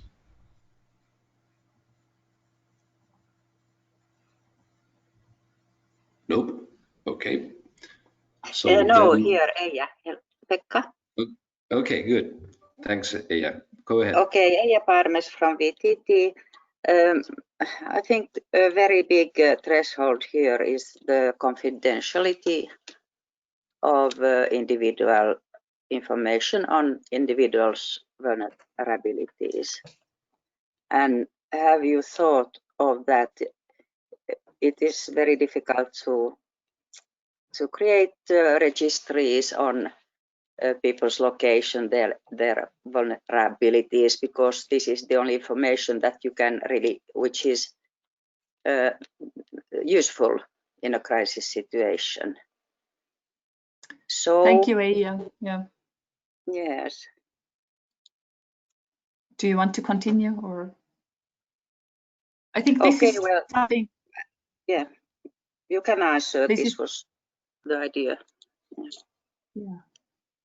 I think this is something that we really address in our work package 4 in the Estonian case study, where we really look into the possibilities of using such kind of registers, pre-existing databases, and what are the legal, institutional, and ethical kind of boundaries of making use of such kind of databases for the good cause. We already saw this very problem, this coming up in the coronavirus pandemic, and the experiences from here is that that indeed such kind of registers were used, but how they attended the confidentiality issue is and the concerns around that was that the use of this information coming from the registers or from the databases, and on the other hand the actual operational level going and talking and addressing the vulnerabilities on the ground, they were very nicely separated. So different institutions were looking at the databases and and giving the orders to the first responders who actually went to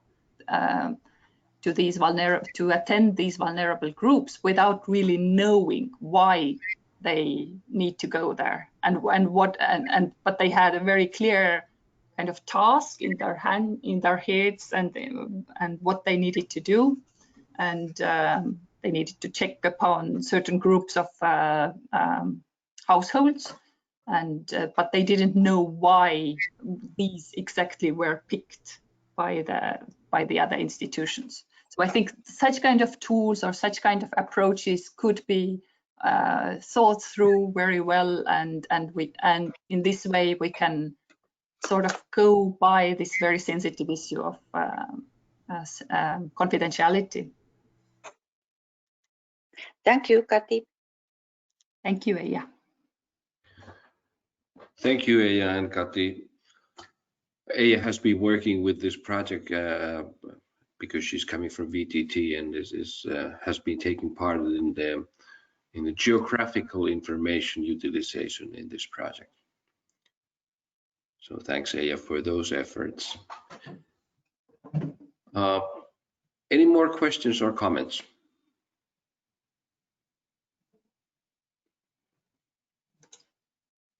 If not, then we'll jump on to the presentation number 4, the second last one. And we do have time, so Sten, you don't have to be hurrying with your presentation. You have plenty of time.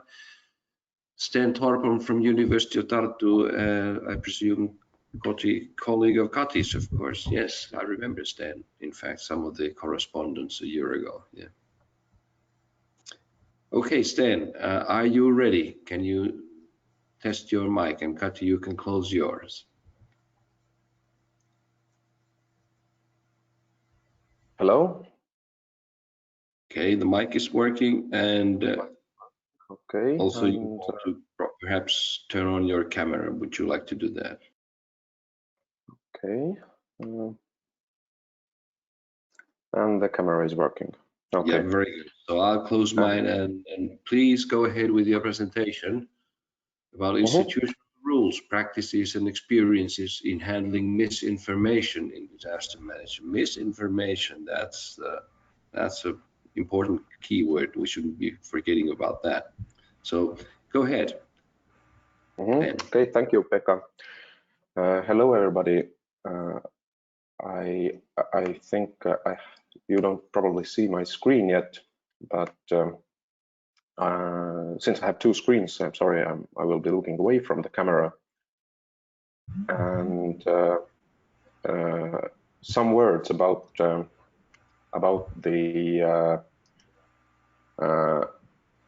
advertised title of the presentation. Is that at first it was misinformation that we told that we are going to be talking about, but since the research has carried on, I have decided that false information is a better word for that, and I will be explaining that shortly. Okay, I will now turn on screen sharing, and if nobody complains in some seconds, then it probably works. Okay, now. Yes, it's visible. Okay, so I have been working with false information, false information manifestations in also in 8 European countries, as Kati did on vulnerability. And how is it different? How is it different in this project, in this particular study that we study false information? I think probably all of you have had a contact with false information and with false information studies, but mostly those studies are about disinformation, which is malcontent, special designed information attacks from foreign countries, from malcontent institutions or internet groups. But in this case, we are trying, as the emphasis of the BuildERS project is on vulnerability, we are trying to find out how institutions tackle false information, how institutions who manage vulnerability, who manage resilience, tackle false information. So that is the specialty of this research. Now, why false information? Because recent studies, recently scholars who deal with the issues of misinformation have pointed out that that misinformation refers to information that is spreading without malcontent. So it can also be that people in good belief share misinformation. Disinformation differs from that in the context that disinformation has malcontent. And there is also a third disambiguation. It is malinformation, which is truthful information, but it is spread with the intent to create confusion. And this disambiguation comes from the recent report on false information by Claire Wardle and Hossein Derakhshan. Maybe you have heard about it. So I will turn to the next slide. And what did we do? We wanted to see how, I will turn the camera a little bit. We wanted to see how false information is being defined in the institutions of 8 European countries. We wanted to see how it is tackled, which are the practices of tackling it, and how and what are the experiences in mitigating vulnerabilities related to false information. And that is why we designed a study, which of course followed the BuildERS study protocol. And we set about the question that what are the rules, practices, and experiences in defining false information and responding to false information. The narrower aims of this were the definitions and concepts. In many cases, we couldn't find concrete definitions, so we had to look for concepts, which were the conceptual understanding of false information as such, including misinformation, disinformation, and malinformation. So we looked how the different countries conceptualize the phenomenon. Next on, we looked at practices, how those real institutions in real countries have tackled misinformation, and do they have any guidelines for tackling misinformation, false information. And then we looked at the experiences, what have been their past experiences, and has false information in their experience made people vulnerable, and what has been the vulnerability mechanism in that case. About the methodology, this is pretty much the same as Kati just introduced, so I will not be stopping on this further. And additionally, to add weight to our research, we looked at particular country cases. Each country had their own model case or real case, and the respondents had to answer to certain questions concerning false information in these incidents that you see on the screen. I will be stopping on these shortly. So, what did we find out? Maybe no. So what did we find out? We found out at first how misinformation is defined or conceptualized in the chosen countries. In all countries, misinformation is not officially defined as of yet. Some countries told that the official definitions are coming. Mostly, misinformation, false information, and its disambiguations are mentioned in some context, also in opposite context. They are they don't even have to be mentioned when people are talking about, for example, truthful information. So this is the instances where it is mentioned in opposite contexts. However, most countries demonstrate a good general understanding of the concept of false information and its denominations. Our study indicated that in several countries like Estonia, Finland, Norway, and Sweden, the dissemination of false information is often associated with malicious foreign information influencing activities, and the term disinformation and information operations are used to refer to these instances.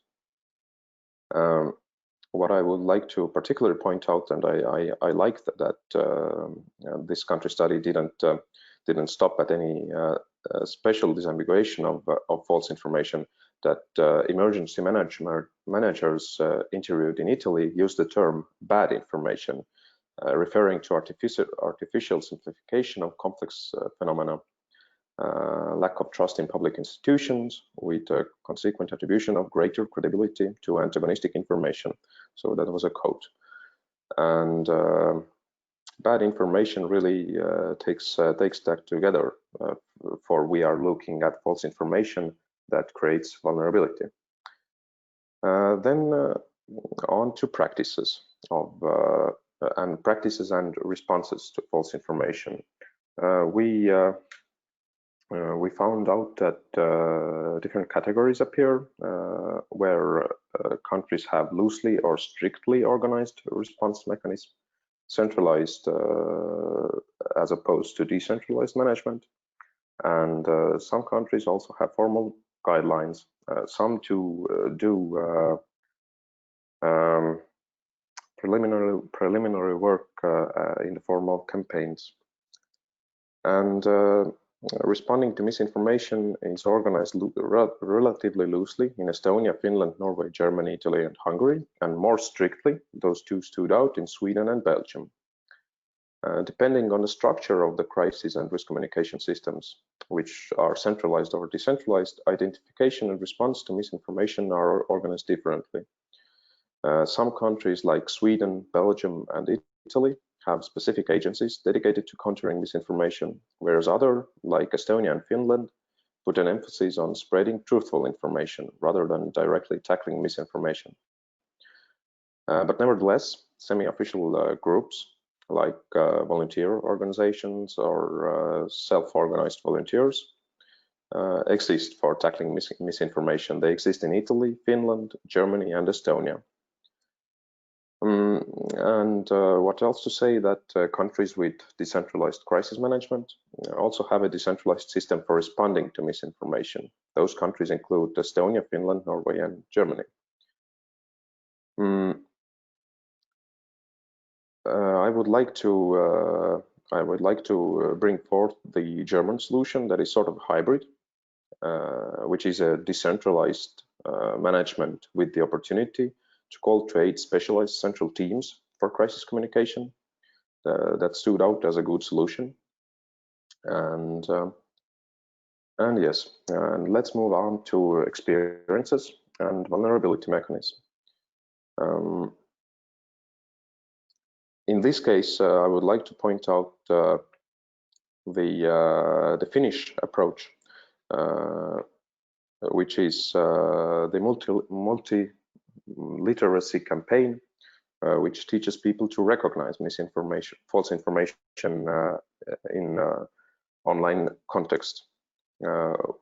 Whereas some countries have an emphasis on fighting or tackling directly misinformation, then Finland has especially brought out that multiliteracy skills of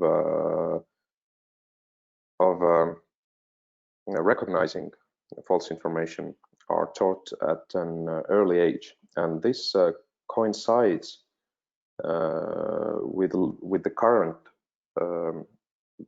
understanding of tackling false information from the current literature. It is that instead of directly tackling false information, we should invest in information education so that people themselves could understand that they are in some kind of filter bubble or an echo chamber or in such instances. And I also marked down that when in the previous presentation, Kati was asked a question from the Australian man, how to mitigate vulnerability, how to tackle with the problem. Then this is a good example from Finland, the multiliteracy campaign, that in order to fight false information, in order to mitigate communicational vulnerability, because people always find the information that they want on the internet, especially in the era of social media. In order to do that, in order to fight that, we shouldn't tackle the problem directly, but invest in media education. Now, let's move on.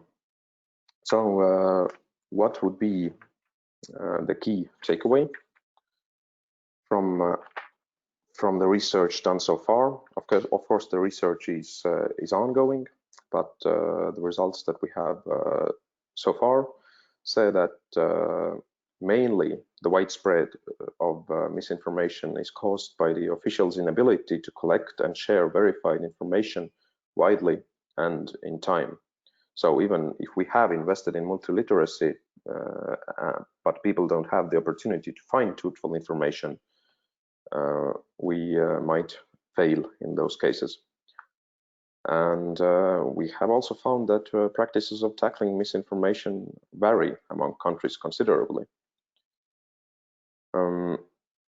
And the case studies that we had from all the countries confirmed that the lack of up-to-date and officially confirmed information is the main cause for widespread misinformation. So yes, that's all from me.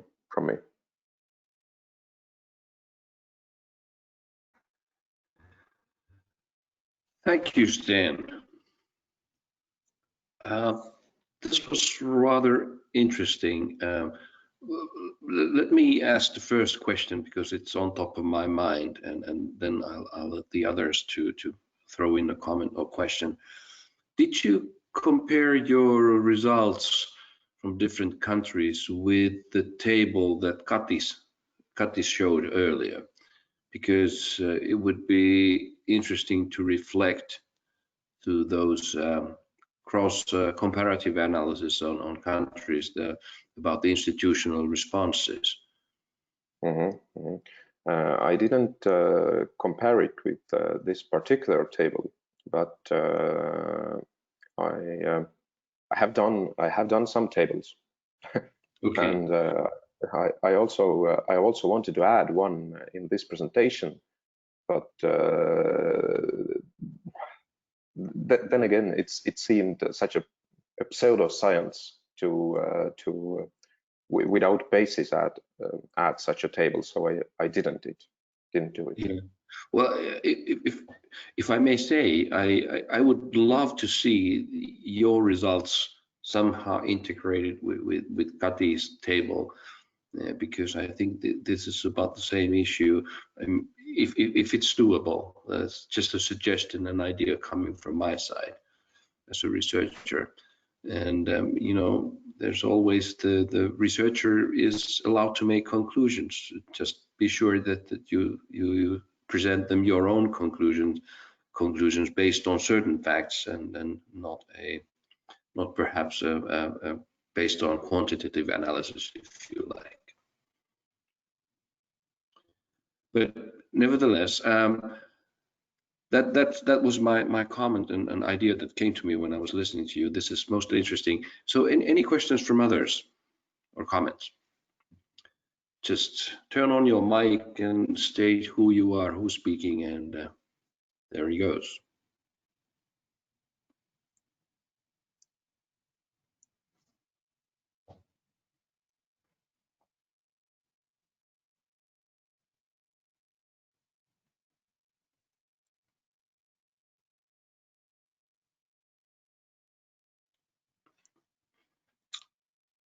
We do have a lot of time. Any propositions about connecting vulnerability? There's Laura Peterson is saying to the, she is asking a question.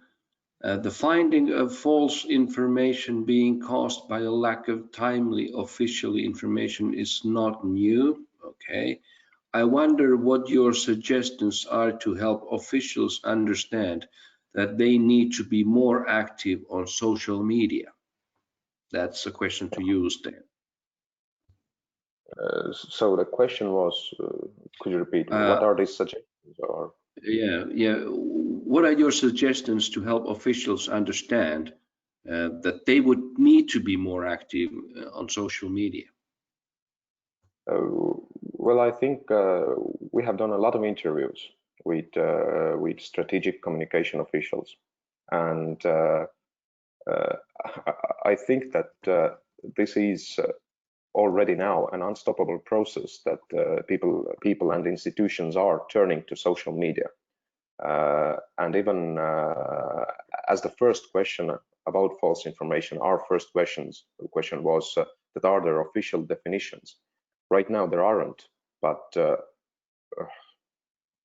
more than half of the institutions told that the official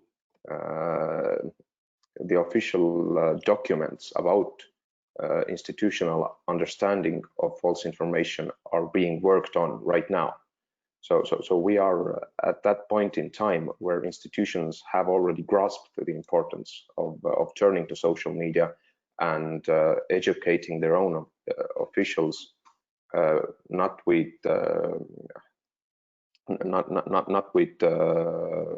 popular science, but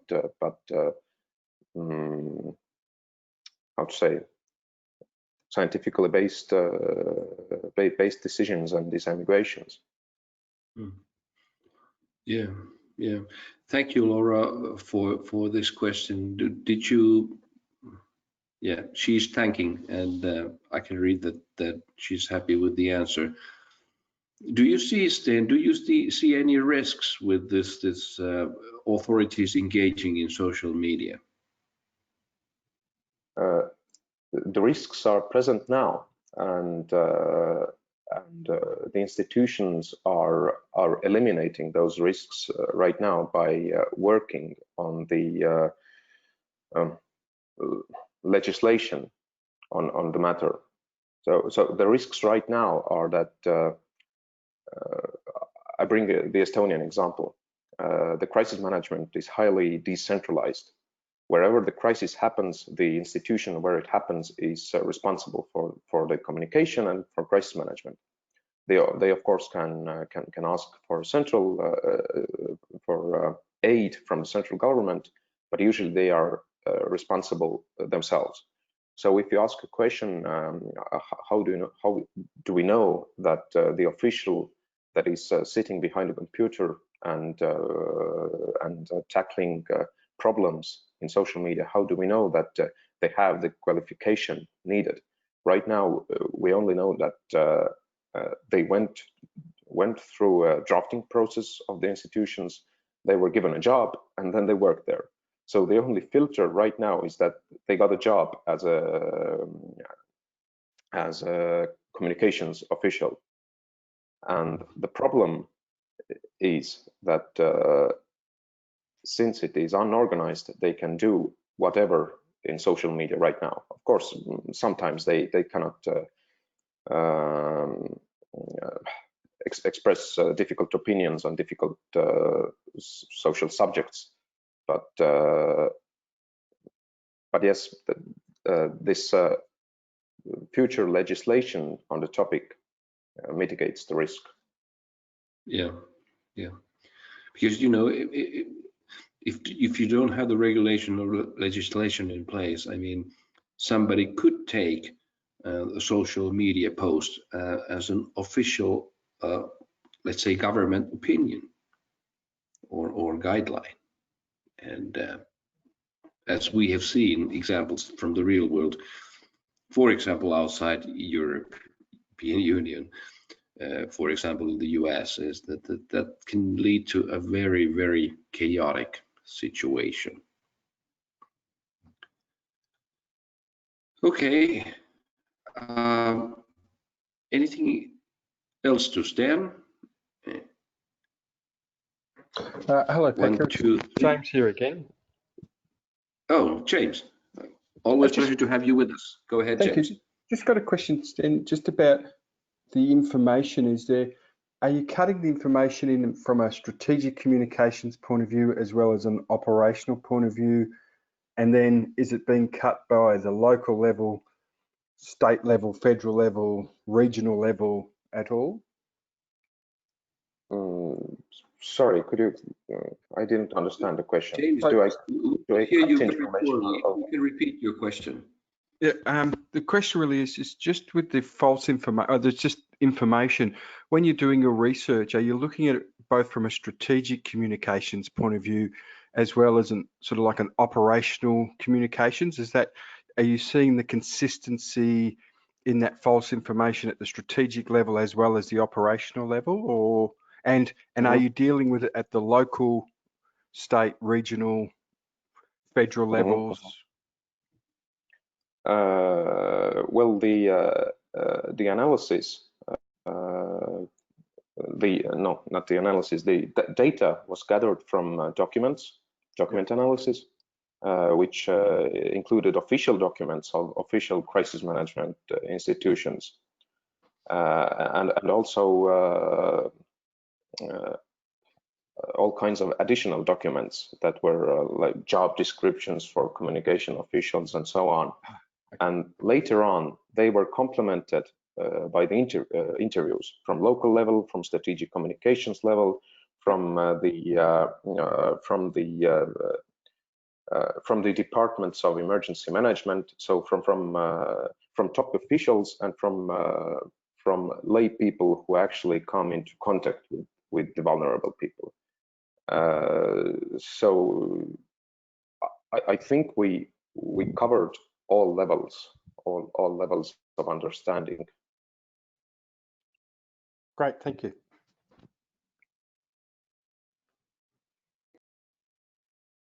Yeah, this is I think it's a rather tricky question with strategic level and operational level. I would say that or my guess is then that since you were looking at government department documents and ministerial documents and such, a lot of the material was sort of coming from the state level, which means that it's probably more of a strategic nature than operational, whereas your interviews data is covering both. Is that correct? It is, but I'd say as I think it was in the presentation that there are no official definitions of false information. Right now, everybody rely on some handbooks of strategic communications or the handbooks of government communication. So these are the basis of current understanding. So in that matter, I wouldn't say that it is really the current understanding is really high level legislative governmental. Which probably means that the operational guidelines are not basically there. And are being worked on at the moment. Oh, yeah, sure. All right. Any more questions to Stan? No problem. It's Mark here. Can you hear me okay? Oh, Mark. Hi. Yes, I'm sorry. Yes, I'm sorry, and I apologize if I missed this already, but the conclusions that false information tackling practices vary widely amongst countries speaks to the question of can we say anything to the European level about what they should be doing in these kinds of activities. Have you covered that question yet so far in the discussion with Stan, Pekka?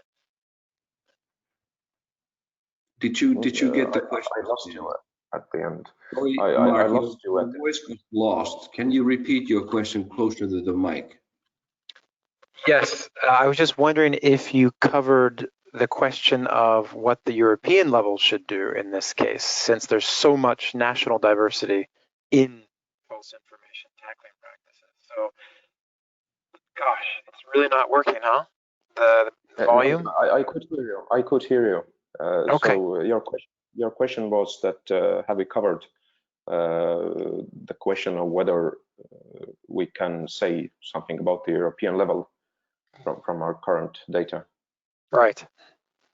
Okay. In this discussion with Pekka, we haven't covered it yet, but in our research, we have thought about that, and that's an instance we have to carefully, how to say, design further on. That can we say something general about the European region or not?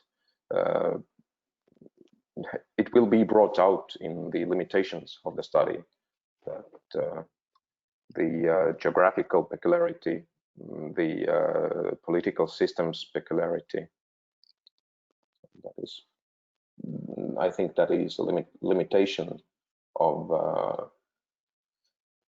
generalizing.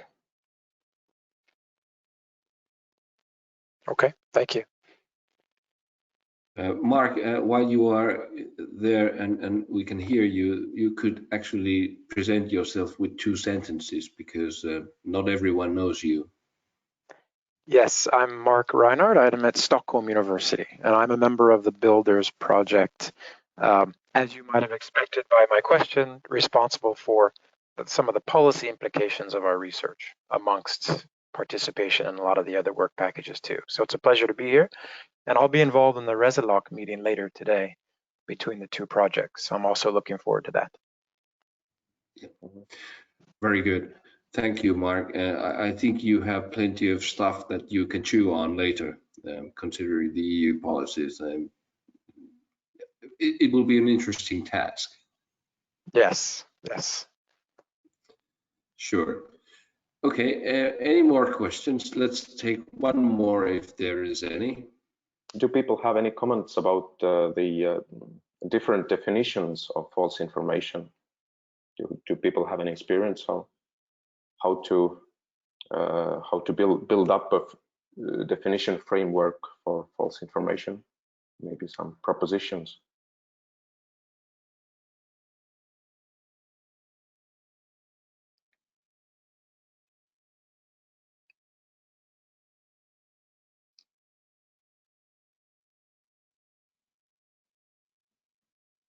Okay, the challenge has been thrown to the audience. If there's anybody who is able to answer, if not right now, then perhaps through a correspondence, because I understand that all this webinar is recorded, so you can always go to the recordings, and I hope that the slides will be shared. But I'll let the organizers say a few words about and how we handle the materials after this session.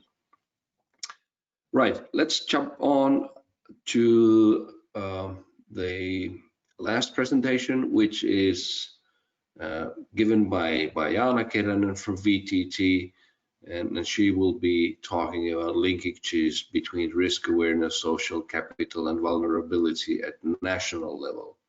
Thank you, Sten, for your presentation, and welcome, Jaana. Thank you. The floor is yours. Okay, thank you, Pekka, for your presentation or invitation to come to the floor, and I will shut down my camera. I just wanted to say hello to you all now, and just a moment. Not so fast. So I will tell you about the basic idea. The basic idea of my presentation is to give you a glimpse of country-based analysis, what kind of data we found from Finland to feed mainly work package 1. And my presentation will go as follows. First, I will tell you some background information from Finland, and then I will tell you what kind of findings we found from risk awareness and social capital and vulnerability, what kind of elements we found.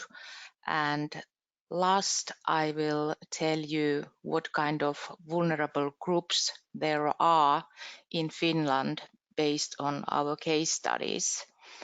And I would like to highlight that our study is mainly done by document analysis.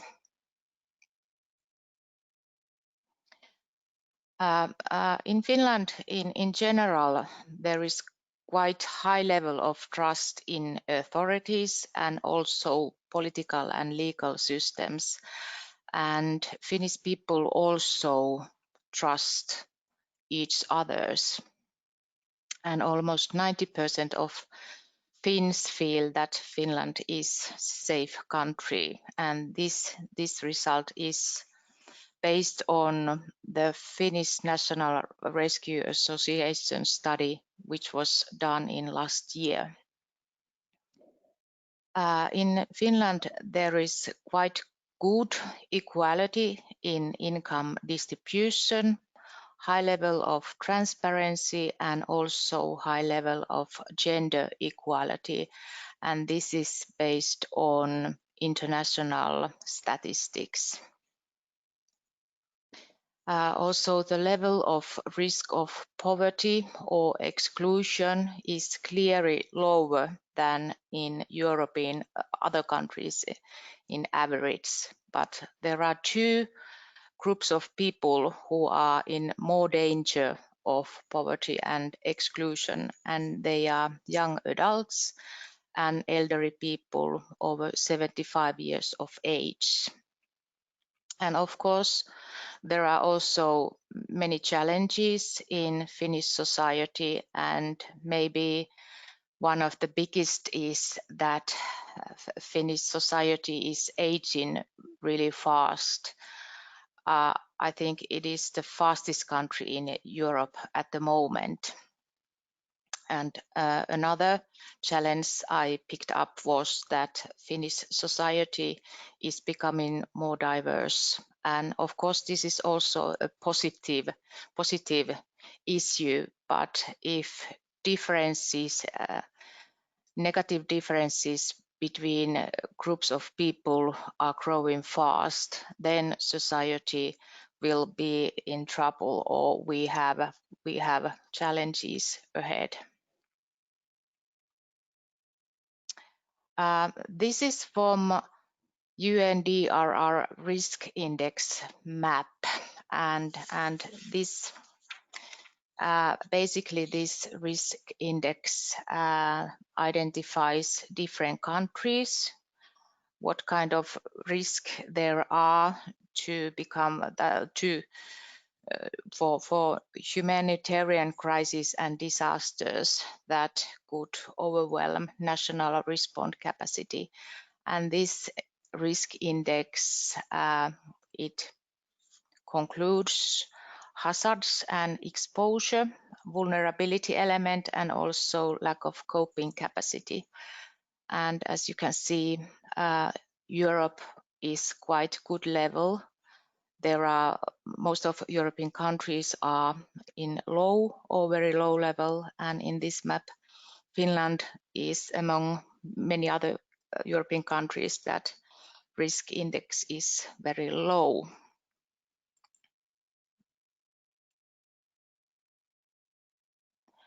Then our findings from risk awareness point of view.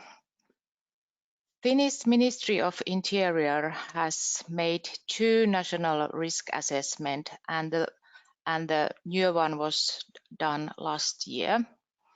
And major risks that could affect functional capacity of the population and services are mentioned here, and they are political, financial, and military pressure, major disruption in power supply, severe disruptions in communications networks and services, pandemic, as we all know very well at the moment, and the 5th one was nuclear power plant accident in Finland or nearby areas. And there have been made regional risk assessments in Finland also, but it's a pity that not always the results are public. So of course results are available for authorities, but not for all stakeholders. So it doesn't increase risk awareness. Also, weather and climate risks has been assessed in Finland, and these results show that heat waves, high flood, and extensive long-term disruption of power supply are the major risks. And I wanted to also highlight that this weather and climate risk assessment pointed out that further research is needed, impacts on different groups of people and business areas. So this kind of vulnerability element really needs more data or knowledge.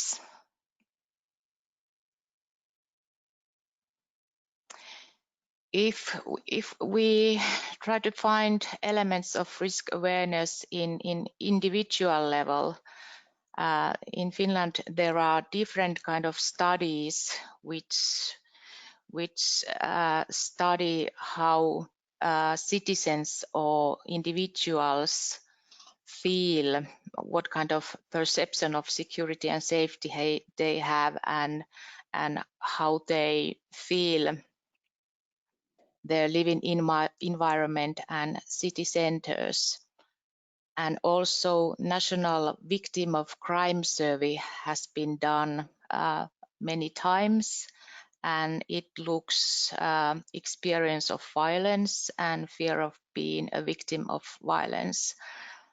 And the results from these studies are have been quite stable in recent years. So there haven't been any major movements to any direction. And as you can also very well know, the experience of violence and sense of security does not always meet. So a person who is not experienced of violence can feel very insecure and vice versa. So for instance, elderly can feel themselves very insecure even though they don't have really experienced violence, and young male can experience violence and they can feel themselves very secure. And preparedness is also one element of risk awareness, and there have been made studies how prepared citizens are against different extreme events. And SPEC, which is Finnish National Rescue Association, they have had last year a campaign which is called 72 Hours. And within this campaign, they SPEC gave preparedness recommendations for household to improve preparedness. And also studies has highlighted that people living in rural areas are, in general, they are more prepared for extreme events than citizens in urban areas. I will skip this slide and go to social capital. Finnish Institute for Health and Welfare, they have a definition for social capital, and it is social relationships between people or groups, that is social networks and trust, reciprocity and social support. And this is very same kind as we use in this BuildERS project. The components of welfare are health, prosperity, and perceived quality of life. And if we look at the individual level, the welfare definition, you can see that social capital is there one element of the individual welfare, and others are social relationships, self-realization, and happiness.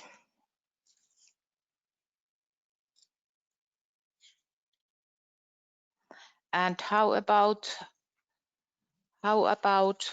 studies, what they say in Finnish context? Finnish people have very strong belief in getting help from others, like close relatives or neighbors or friends in crisis events, and especially women and the young feel this way. And if the individual has experienced accidents or crimes, or if he or she have financial difficulties, this is linked to the opinions of security of society. So the opinion or feel of security is decreasing. And in general, those people who get along very well, they also trust in people's goodwill. And if people are not getting so well. So then this trust is not so high level than the others.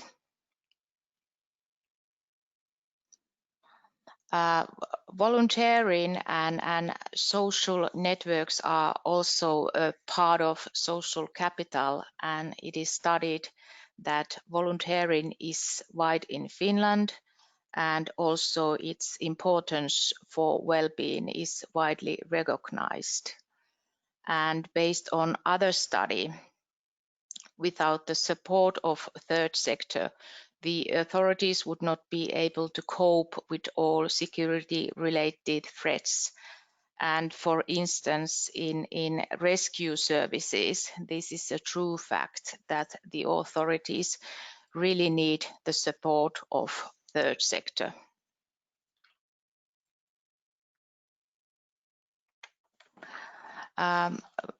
In general, vulnerability as a term is quite little used in Finnish context. It is not mentioned in Finnish strategic security documents or in vocabulary of comprehensive security, which it's a book about security terms used in what Finnish authorities use, but it is not mentioned there. But vulnerability is used to describe the sectors of vital functions which may be under threat, and for instance, it could be said that some part of infrastructure are vulnerable, like electronic infrastructure or logistics systems, and this is based on National Emergency Supply Agency. Vulnerability is also mentioned in IPCC's framework for risks related to climate change, and that was the framework which was used in Finnish national climate change related risk assessment. And a term social vulnerability is used in climate-based vulnerability study, which is made in Helsinki region, but we have not found any other places where this climate-based vulnerability study has been used. So maybe Helsinki region is the only one where this social vulnerability term is used.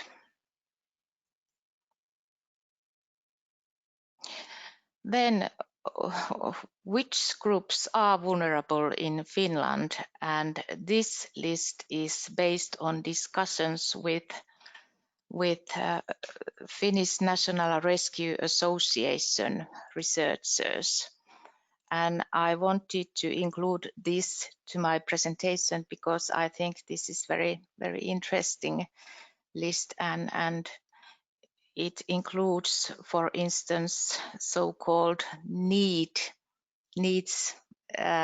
group of young people, which is quite, we haven't found this group of people anywhere else. So the list consists of elderly and 20 to 24 years of old and not in education, employment or training, so-called needs young.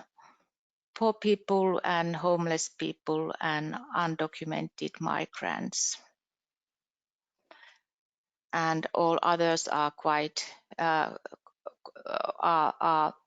also mentioned in other studies, but this need young was quite unusual.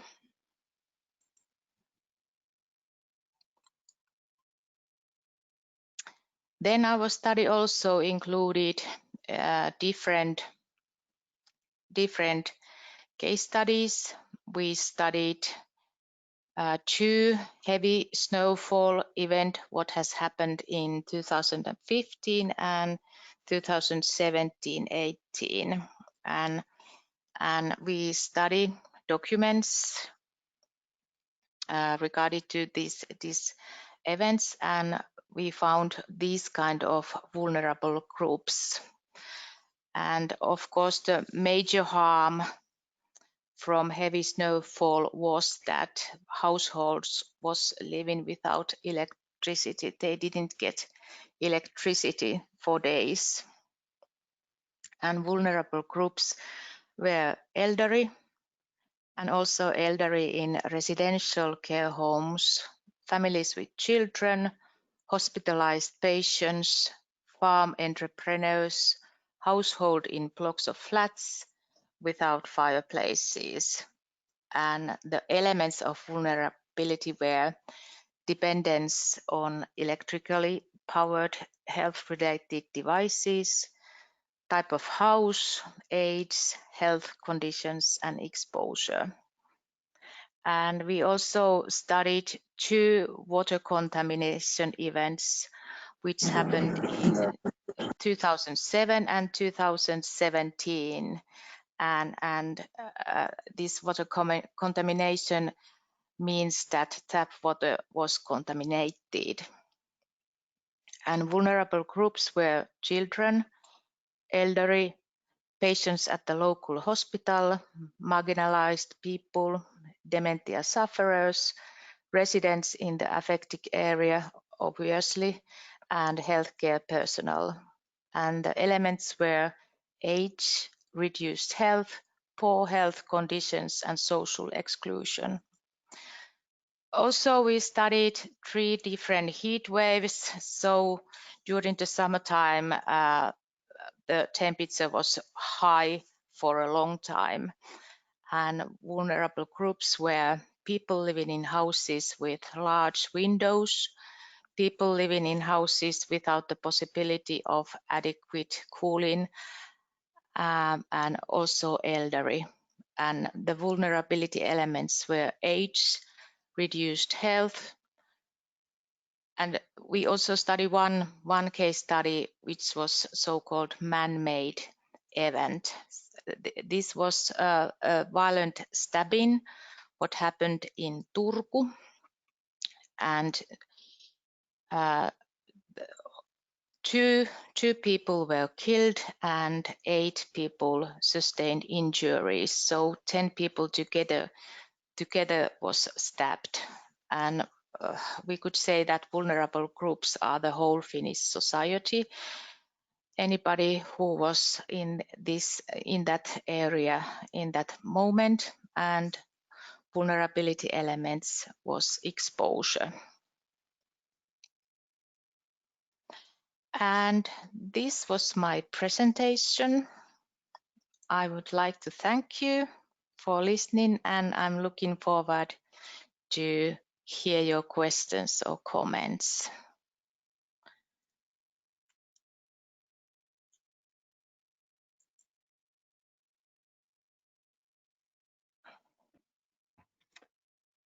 Right, please go ahead.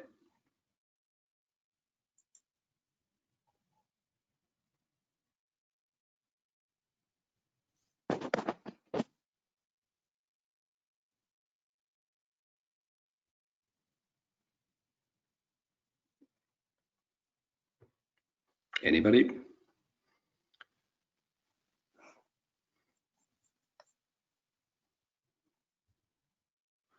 Maybe I'll throw a question. Okay, Professor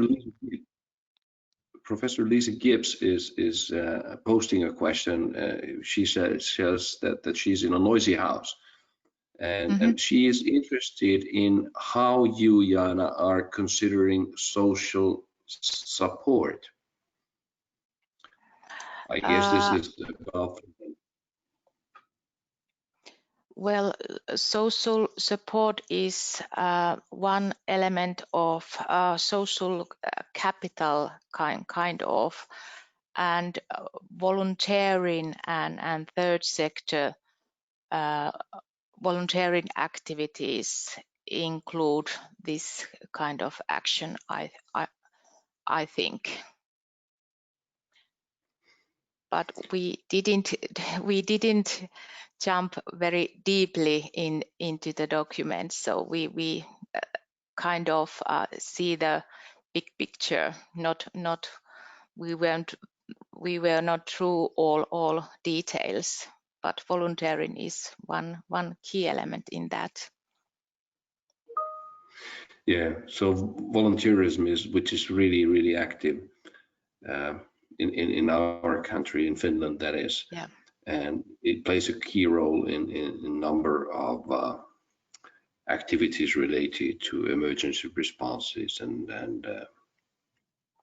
dealing with disasters. Mm. Okay,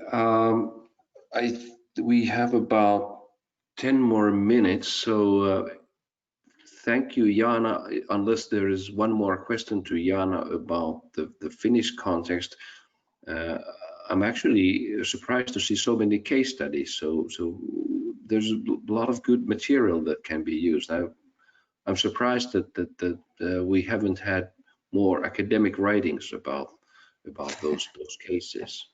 It's Okay. a good source of information. Just a hint. That's a good question also. Yes, we are looking forward to write something in future, but not on this spring, but maybe in autumn. Yeah, someday. Yes. Excuse me, Pekka, it's James Ritchie here. Just got one question about the Finnish case studies. Do you have do you have a definition or an agreed definition of marginalised people? Just I noticed in one of your slides was under vulnerable groups was marginalised people. Do you have an agreed definition of what you see as a marginalised group? Not at the moment, not yet. Yeah, we are still analyzing these results, but this is a very good point. We should make a better definition for that, because it really could include a huge amount of different kind of people. Yep. No, thank you. Yeah, thank you. Mark is posting that he wants to ask something, and so Mark, please go ahead.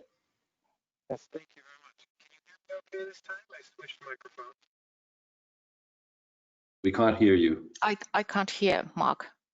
Not at all, huh? No, Mark, we can't hear you.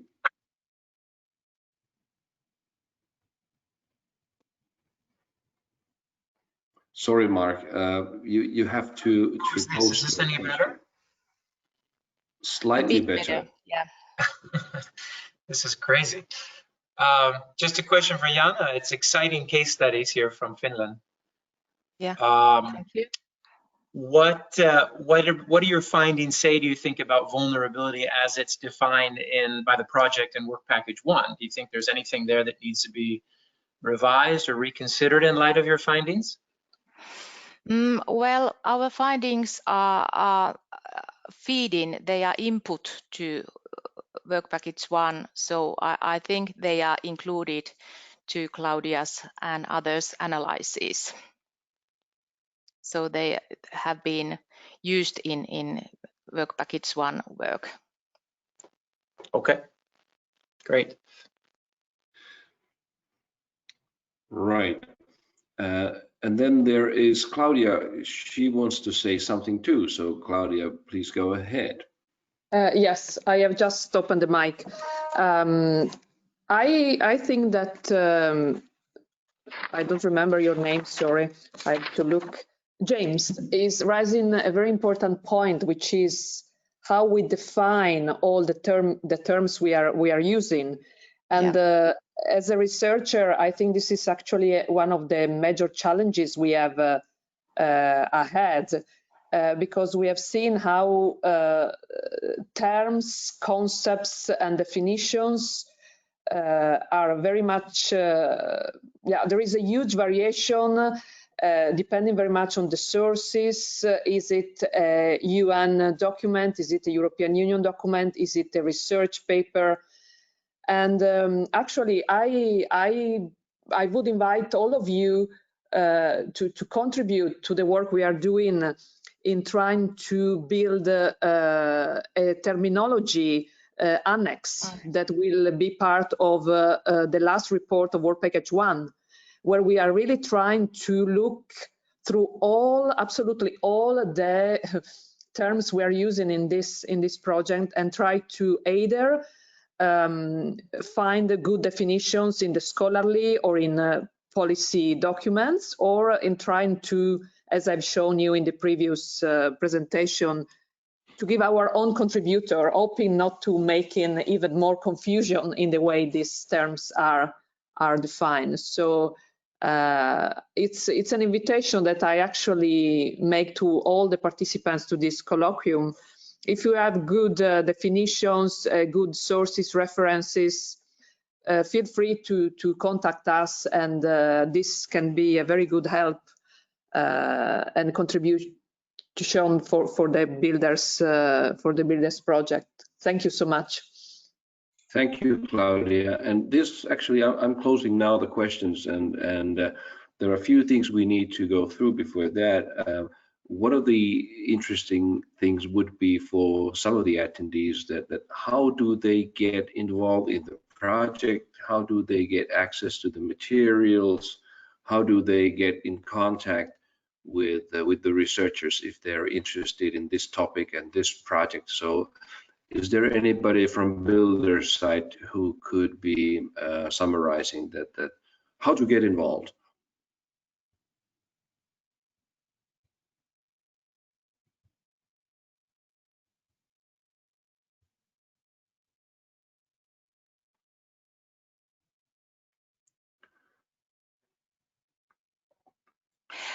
Well, I guess I can be the one who is giving a light for this. We will send for you all. I'm not sure if it is a link or what, but a link to this recorded event. And also in that same email, we will include our presentations, emails, and also BuildERS website address and so on, and really welcome all to the boat to add knowledge to BuildERS project. But we will write an email and send it for you later on. Not maybe on this week, but next week at the latest. Thanks, Jana. That's superb. And just for your information, BuildERS project is organizing these co-creation workshops in different parts of Europe in the years to come, within the couple of years to come. And if you're interested in those workshops, they might be an opportunity for you to participate really physically. Hopefully there's no pandemic anymore there, but physically into meetings where these issues are debated and discussed. And it's more about really developing the tools and policies to deal with the resilience and social capital. Okay, we have had very nice presentations. There was one more question regarding the next steps. And Claudia and Kati, could you please in 30 seconds tell that what are the next steps for Work Package 1 and 2, because they were mainly discussed today. From my side, I can say that due to the pandemic, Work Package 1 has been slightly delayed, but we are finalizing the report, which contains, of course, broad and more nuanced way what I have briefly presented today. And then we are working on 3 publications related to the findings of Work Package 1. So now we are, and we have actually, I think it's important to mention that last week we had a very good first year review with the European Commission, our PO, and 3 external reviewers. So as Work Package 1 leader, I'm also including all the feedback we got from that review into the deliverable, the final report, this deliverable 1.2. And I want to thank once again all the contributing partners, since several of you are here today. So we are working hard to finish eventually by June or latest summer, but it's almost finished, that work package. Thank you so much again. Thank you. And Kati. Yes, thank you for these final words for the future. We are also working on several publications based on this huge amount of empirical work and empirical data that has been gathered. And also we have jumped into the to the pandemic studies and trying to also approach and use the approaches that we have used for the vulnerability analysis also in the pandemic situation, and taking 2 aspects here under consideration: the misinformation and false information aspects, and how what are the different kind of effects and mechanisms of false information in this pandemic situation, and secondary, of course, the most vulnerable people's situation in the pandemic, and how to what extent they have gained or they have been supported by the institutions that we discuss in the work package 2. So this is something that is really ongoing, and please also follow work package 2 publications and the reports that we have produced, and looking forward to our further discussions based on these.